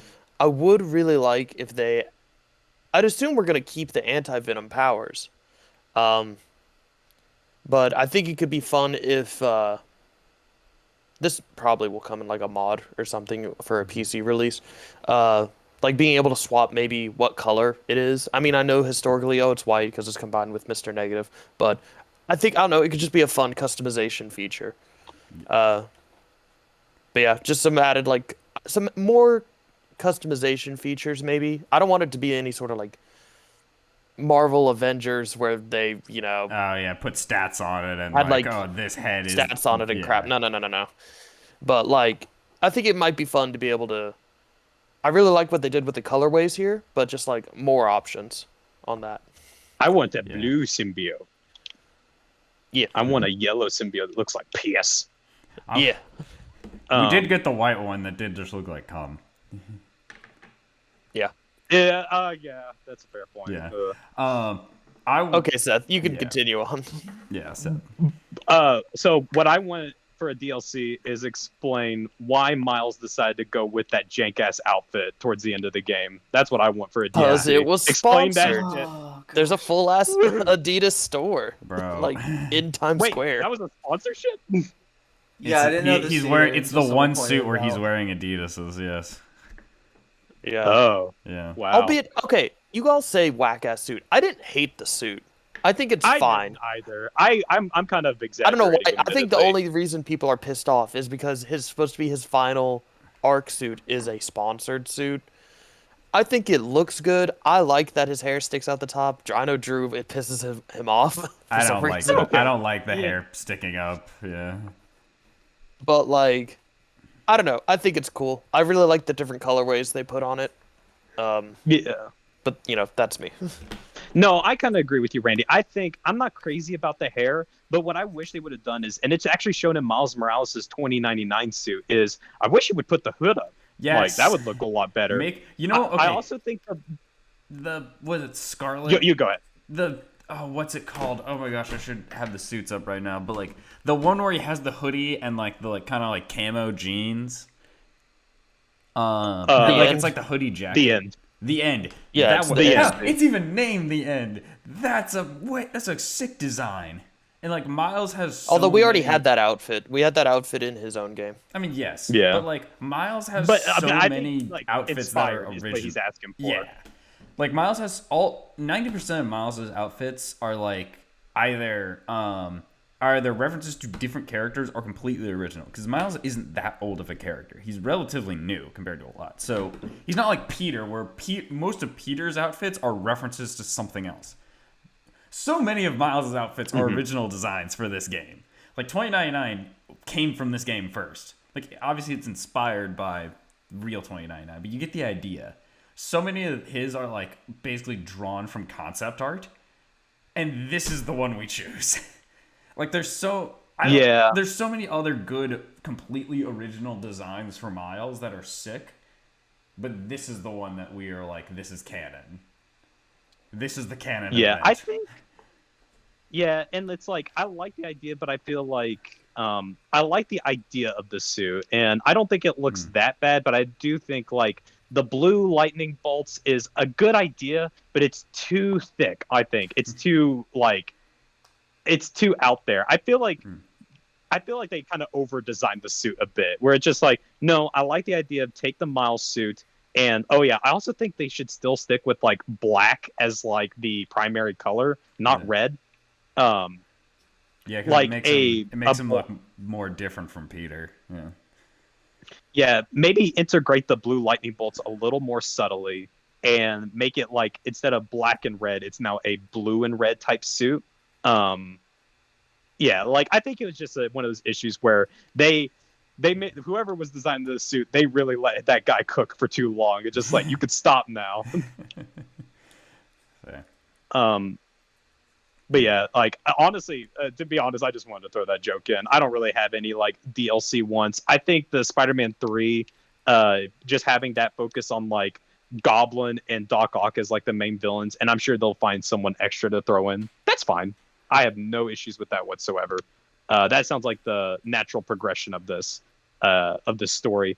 I will say I felt so defeated and sad when I heard like fucking when I heard Norman like get on the phone. It's like, get the G serum ready. It's like, your son has already gone through enough. Stop with the science Leave experiments this- on him. He's gone desperate. through so much. I thought about that. I was like, if he uses it on him, are we gonna have like, is Harry gonna be both Venom and like either Goblin or New Goblin? Like, is he gonna do both? Little Goblin Jr. Yeah, Little Goblin Jr. I don't. I hope not. I hope it's like he tries to give it to him, but somehow it's an accident and Norman gets it instead. Yeah. I was like, I gotta Because test this I- on myself. Because one, I am holding on like the absent hope, the faint hope that we get like good Agent Venom again with Harry. I'm holding desperately onto that hope, but also God, I just want them to leave him alone. He's already gone through enough. Stop! He's already dead. Are we not really? He was already convinced he was gonna die. Yeah. He's been through enough. But...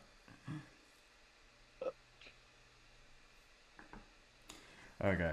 But yeah, I'm done. yeah, Let's okay. get Robert. Yeah, Robert, your turn. I don't have any like major hopes. Again, yeah, I'm sure we'll see more of like what Yuri's deal is in either DLC or the third game. It feels like DLC because that was like a side thing anyway. Mm-hmm. So maybe they can expand upon it in DLC.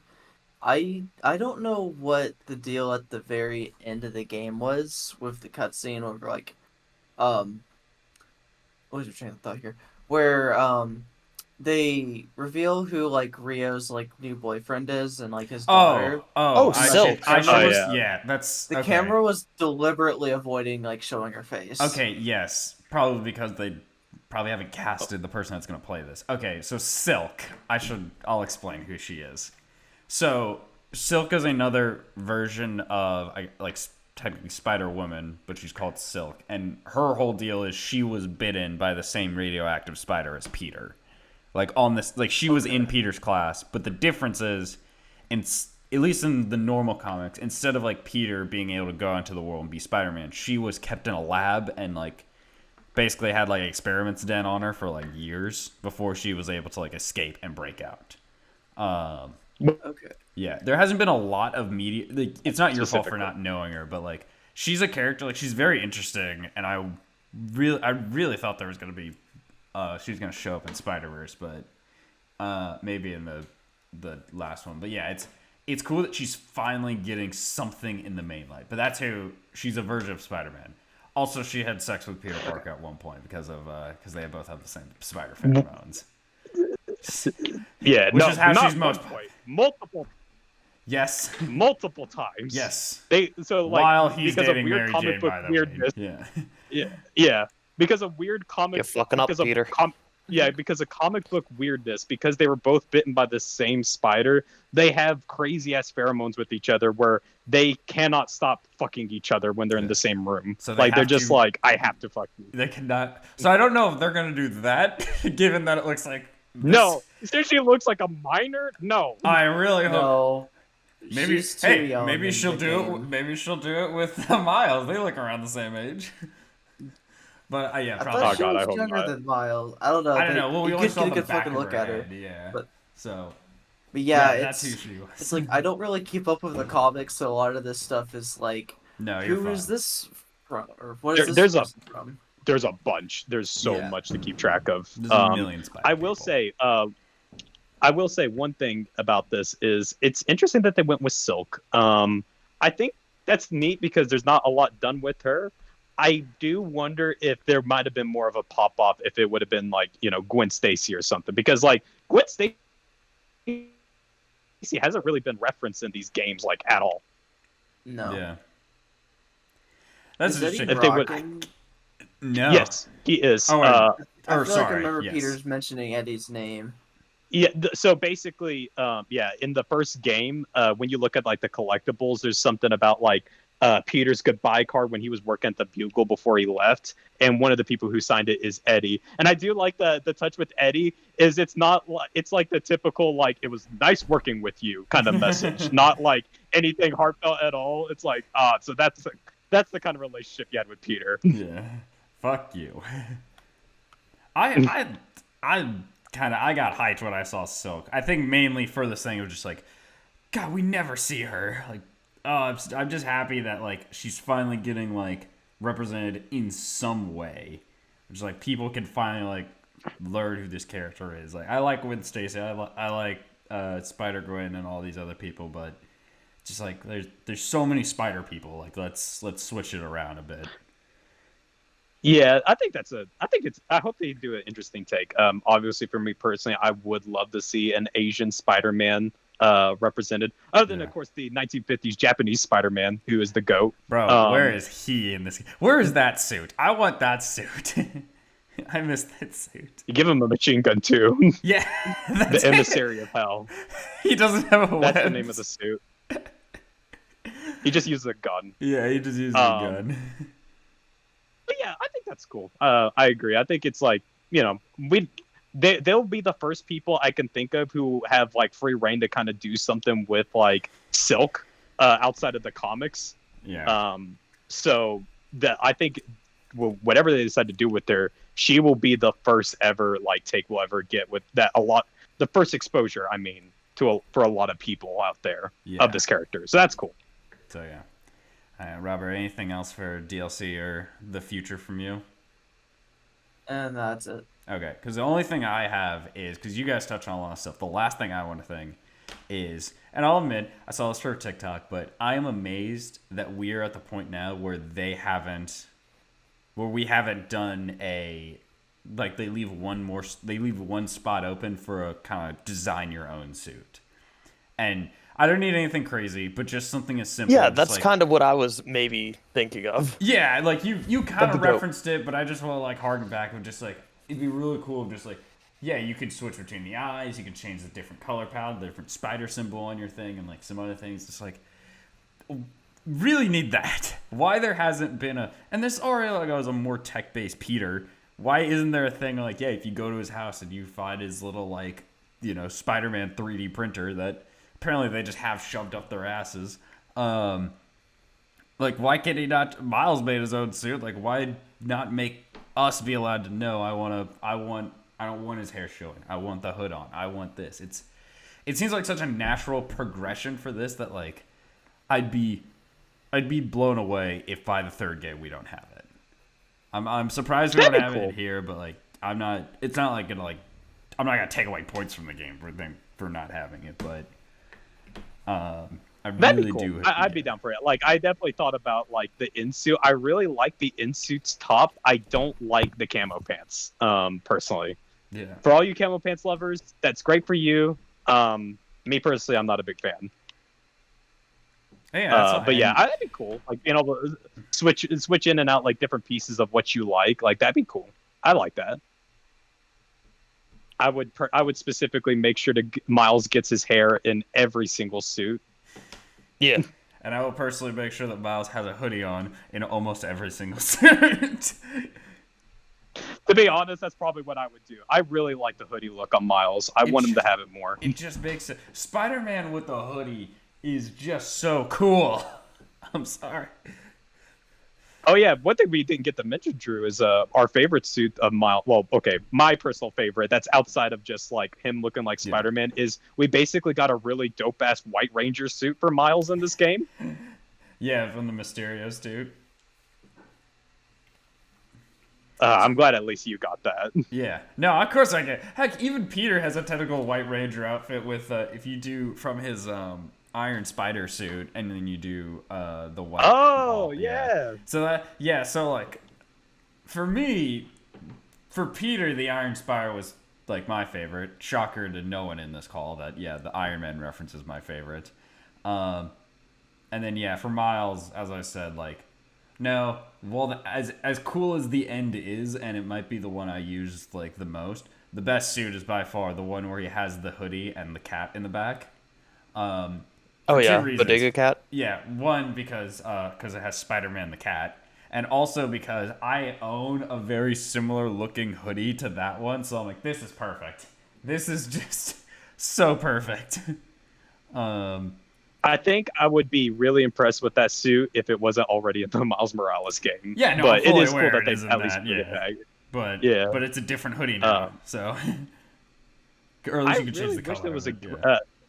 and it also one more thing. It's a shame though that like with the Mysterio outfit that like of all the color swap palettes they didn't have a predominantly green one because I did kind of want the Green Ranger look too, and it's Mysterio, Yeah. but it's fine. I can see it.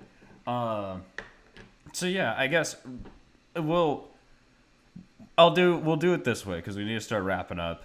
But we'll go around, and if you have any final thoughts, go ahead. But do your final thoughts, and also like what is, because I've said mine too. What are your guys like favorite suits for either of them?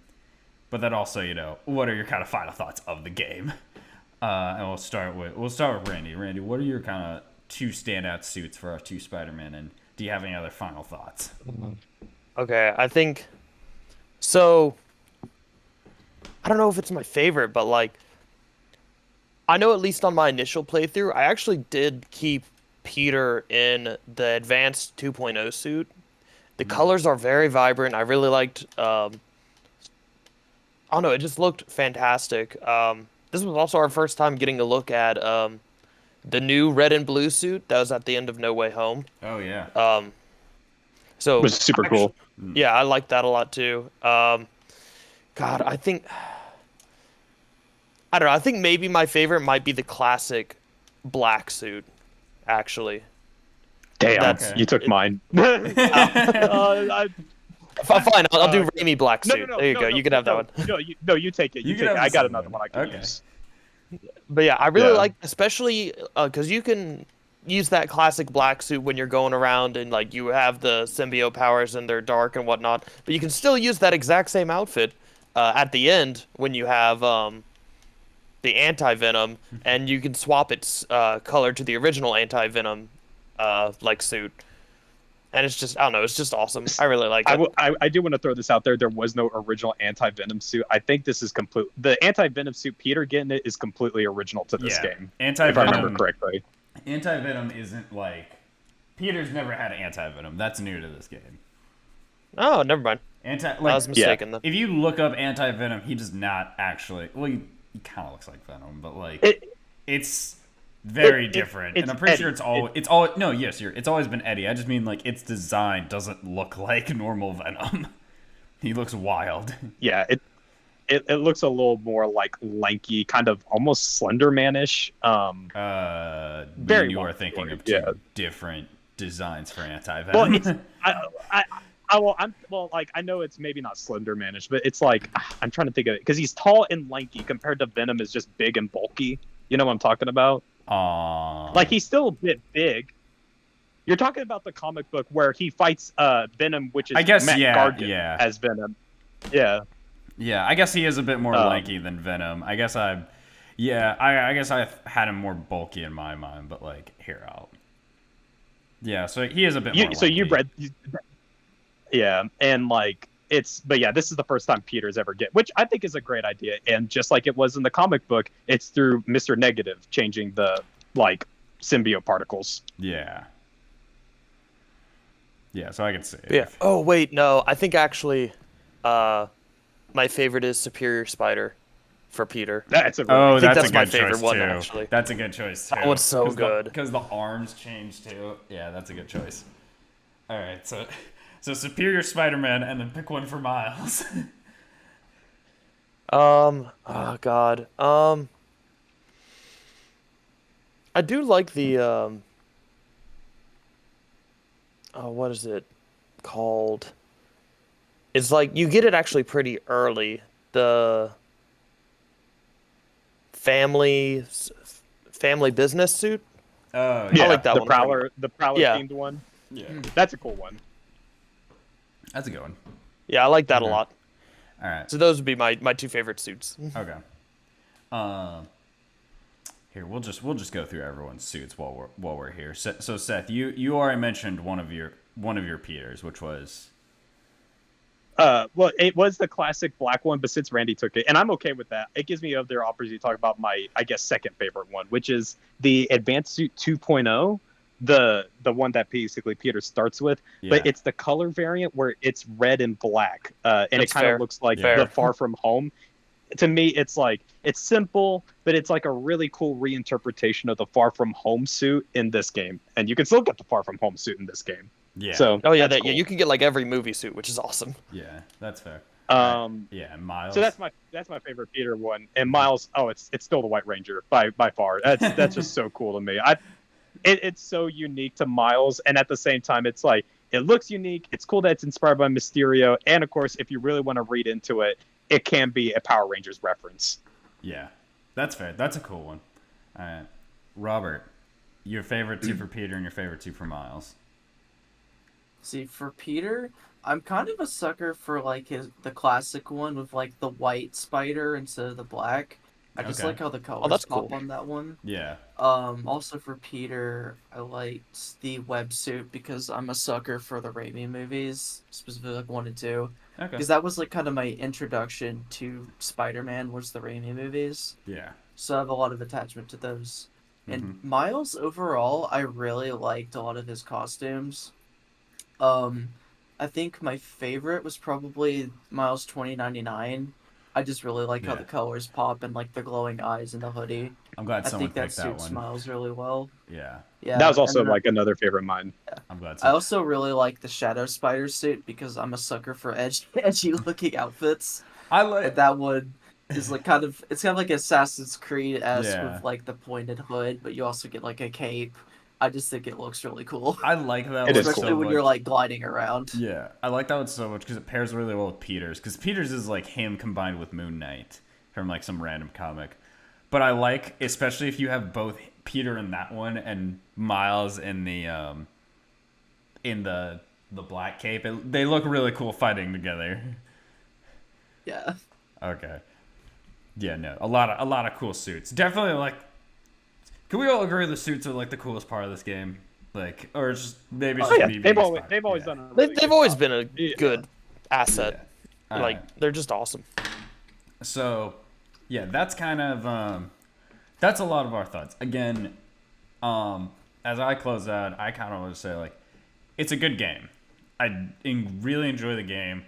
I think ultimately, I think it still is better than the first one. That might be like a point of conjunction for some people, but I think it is. But I wish that there was just like a little bit more. I wish there were some different like combos you can do in combat like that. And I kind of I wish it like diversified itself more from the first game. It's one of those things where like, and it's a hard thing to ask for, I know, but like since Spider-Man PS4 had pushed at such a high bar, this should also reach that same level of excitement and like enjoyment. It should be, like I said, like a Doom Eternal situation where it makes it feel like the old game. Like it's weird playing the old game, but I guarantee you, I haven't done this, but if any of you guys go back to the first game, it'll feel the same as always. It should be weird even trying to go back. And that's a weird bar to set, I know. But that is just kind of like what I felt. I don't think the game is bad. I don't even think it's really disappointing. It's just one of those things where the bar was set so high that I just kind of like, I expected a lot. So, still a good game. Probably still like 9 out of 10 for me. I really enjoyed it. But I wish it kind of like reached that same level. So yeah, Robert, I haven't started with you in a while. What are your kind of closing thoughts? I think it's a good game overall. I think they played it a little too safe in a lot of areas, so it didn't feel as much of a step forward as I think a lot of us had kind of hoped for this game. But it was a pretty well told story, all in all. I think the side content was a lot more fun for me to do. It didn't feel like as repetitive as the first game, though it still could get repetitive if you kind of did it all at once. but that was nice. I liked the changes they did to traversal to make it a little more engaging should you want it to be with like the swing assist. I think the gliding was a good addition just to kind of add a different way of like movement. Um, I think I think with like the gliding, it's a good supplement. It doesn't replace the web swinging, but you can kind of use it in addition to get just a lot of speed. So I think Yeah. that works really well. Um, I don't think it's like game of the year. Like I feel like a lot of people can kind of agree that it's not like overall game of the year, but it's still like really good for what it is. Yeah, I agree with that. It's really good. If you own a PS5, you should play it. All right. Rady, is that all your thoughts? That's pretty much my thoughts. It's good. I don't think it's game of the year. I'm sure we'll have our own podcast about what we think game of the year is. Yeah. I do think it's a little safe. I kind of liked that it was shorter in regards to like there wasn't just a bunch of collecting nothingness. Yeah. Like you had some collecting with the spider bots and stuff, but I think that was fine. I was a little disappointed with the Spider-Verse cutscene. That did feel pointless by the end of it. I like the Spider But, Bots just because of like the references, but yeah, it was a weird cutscene. But A little. the Spider-Bots themselves are cool though. Yeah, sorry. Yeah, we'll let Rady get his thing. Yeah, I mean it's a really good game.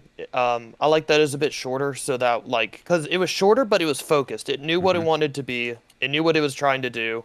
And I mean, I honestly didn't need another 100+ hour game or anything like that. Um, but yeah, if you own a PS5, you should totally play it. All right. And Seth, probably nothing else to say, right? I'm joking. That's probably what you want, but No, I'm it's too late joking. for I'm that joking. now. I'm joking. Yeah, what's up? But I like I'll basically just rehash what I just already said before. I think it's a really good game. If I had to give a score to it, it's like a 8 or an 8.5 out of 10 for me. It reminds me of like my thoughts when I was playing through like Starfield, for example, earlier this year. It is about what I expected it to be, which is good. It was solid. It's a solid experience.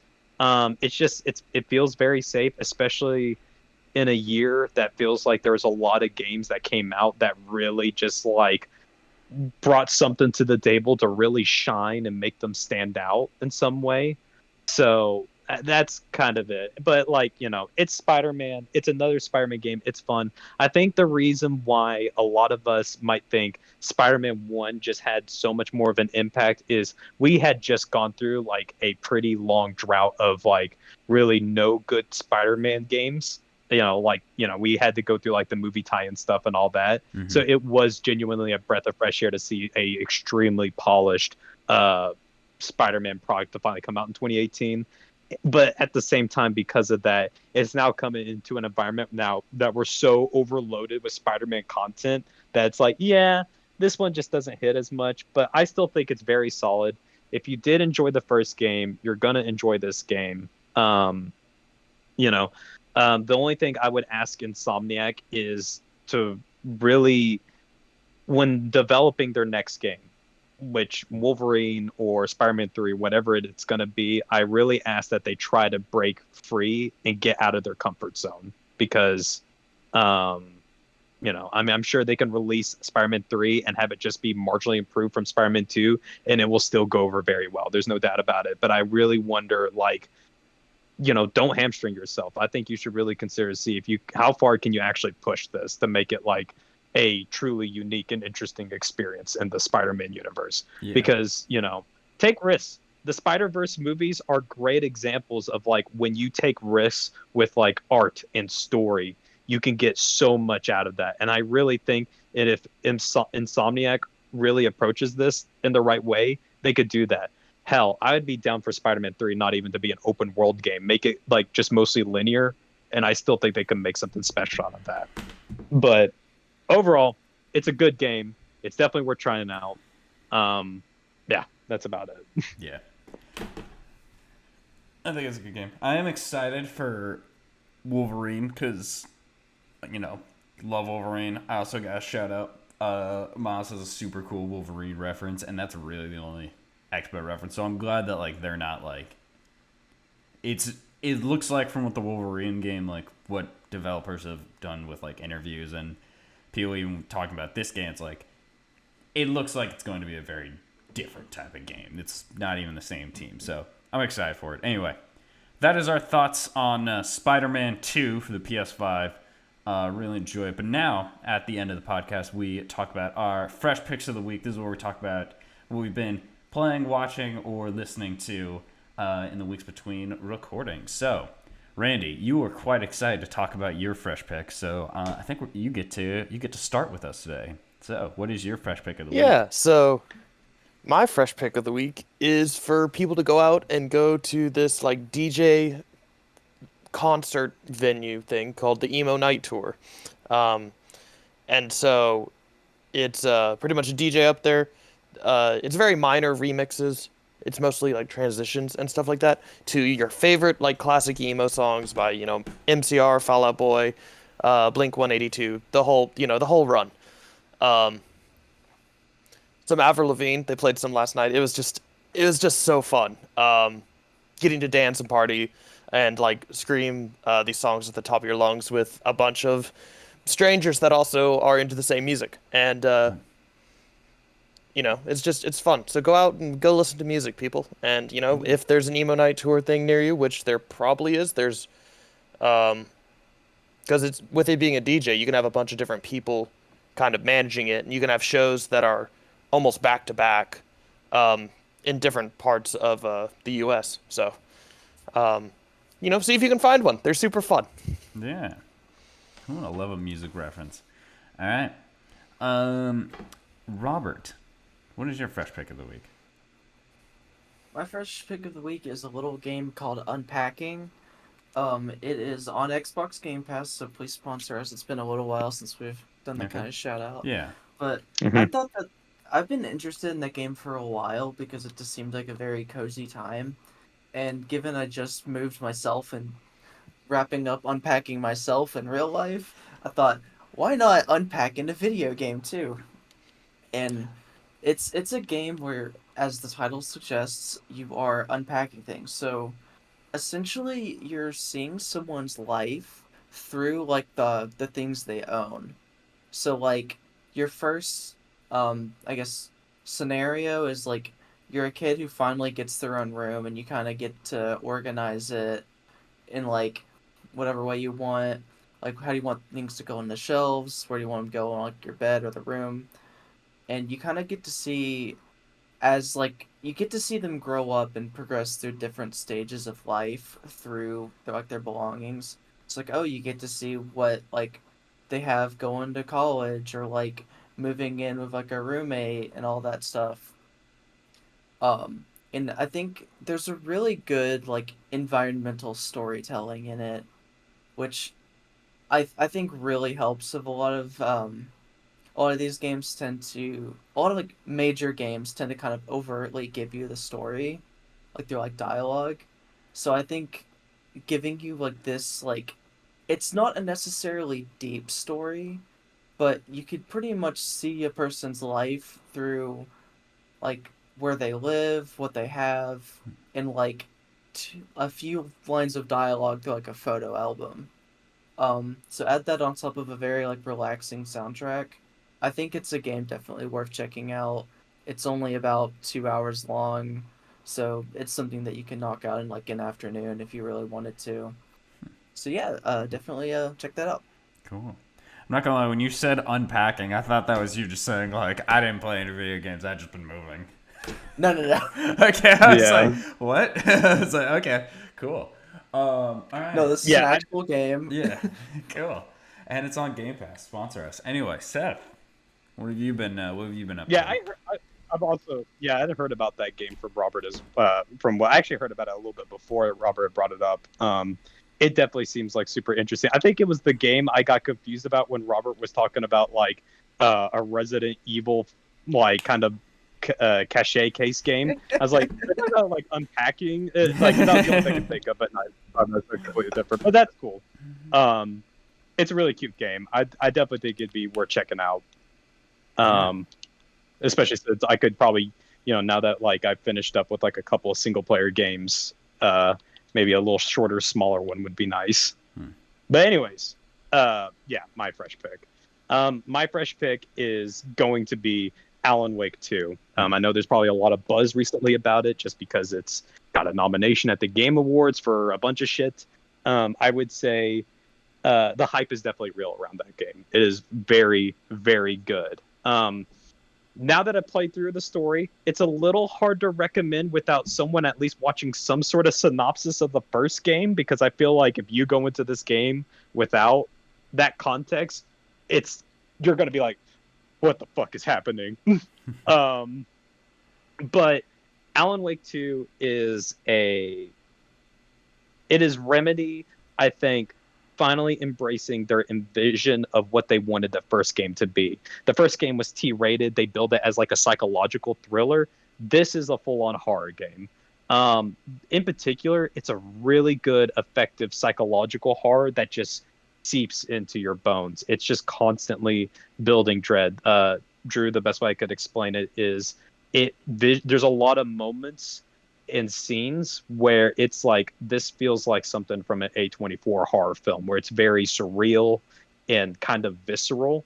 One of the neat techniques that they use is they combine game footage with live action footage and sort of like overlay it at certain points, and it creates a very uneasy sense of reality just kind of like warping out of control is the best way I could describe it. It's weird. It's one of those moments where I see a live action section. It's like, we talk about sometimes the uncanny valley of like, oh, that doesn't look quite right. That looks kind of creepy or whatever because of that.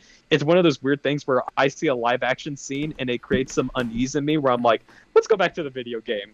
Let's go back to the video game world, because I don't know what's going to happen here. But it's a really good game, a really cool, mind-bending story that uses sort of like these investigation techniques to sort of like move forward. You're really just matching up clues in the right categories, but it's fun just because, Drew, think of it this way. Whenever you watch an A24 film and you're like, what the fuck happened there? This game has like its own investigation board that's kind of like the Spark Notes sort of explaining what's happening. So it's like you get a little bit of both. It's like, oh, I just watched that movie. Now I'm going to go watch a YouTube video explaining what the fuck just happened. It's kind of like that, but in the universe of the game. So it's really cool. Cool. I like it. I think the couple of downsides to it is I do think the combat is a bit basic. It sort of loses the identity of the original game, Alan Wake 1, where it was very light-based. And while the light still plays a factor in the combat, it feels more optional now. So that kind of bums me out. It's sort of like, it just feels like it feels like someone ripping off the homework of Resident Evil's remake games lately, and especially with Resident Evil 4 remake coming out this year. Oh man, it blows the combat of this game out of the water easily. Not that it's bad, it's just like you're definitely not as good. But I think it's worth playing just because of the inventive story, the really good like level design set pieces, some of the best I've seen in a video game, just period. And just the really unique atmosphere it creates. I fuck with this game. It's weird. It's interesting. It's creepy. It's definitely going to be, well, not my personal game of the year. It's definitely going to be somewhere near the top of my list by the end of this year. Yeah. No, sounds good. As for me, I'll be a little different, and I will recommend a show, specifically a new anime that just wrapped up its second season, and that is Jujutsu Kaisen. A lot of people have probably seen the buzz about it, mainly because of the animation has been going crazy, and that's mainly what I want to talk about. It looks, fantastic, the fight scenes and everything. But the other reason I want to support this, especially because a lot of people probably hear the backlash behind the animation studio MAPPA and the fact that it seems that like it came out basically like as this season wrapped up of like unfairly treating workers and unfairly like giving them way too much hours and way too much having them to work way longer than they need to be. So it's one of those things where like when I bring this up, it's like it's unfortunate that like a really cool product was made from this, but it's unfortunate that when you look into it, like the studio behind it is like terrible. So while I do recommend like the show and it is great, I do also recommend researching this studio, and hopefully people can like, you know, learn more about like these unfair practices, because the more attention is brought to this and the more like media gets around that, hey, these people are literally making some of the most like top tier animation ever, they should be treated fairly at the very least and like paid well for it. So that's just a little background behind that. But outside of the real world issue with that, the actual show itself is really good. It's fast paced, it's energetic. It took a while for me to really understand the power system, but now you finally get it. You know, 2 seasons in. And the only really issue about it is if you do start getting into this show, which I do recommend, start watching Jujutsu Kaisen. Don't ever look on TikTok or Instagram or ever again, because people just don't even care with this show. They just spoil everything. It's like almost ironic how like just so much of the fan base is like, dang, it's crazy, this character's got a fight scene. They're dead in 6 chapters. Like, all right, well, thanks. Just didn't want to watch, you know, didn't care about it. But despite like constantly being spoiled and like me knowing what happens to some characters, I'm still very invested, and I still want to come back each week to like watch the next one. So yeah, that is Jujutsu Kaisen, and that is our fresh picks. So I want to thank Seth for joining us and giving us your opinion on Spider-Man. No problem. All right, and I also want to thank Randy. It's always a pleasure to have you. It is a pleasure. Yes, and as always, Robert, it is wonderful that you can join us and talk as well. Thank you for coming. No problem. I Ah. definitely had a good time with this. All right. And as always, the most important people, thank you all for either watching or listening to this. We appreciate you. And have a nice day and stay safe out there. Goodbye.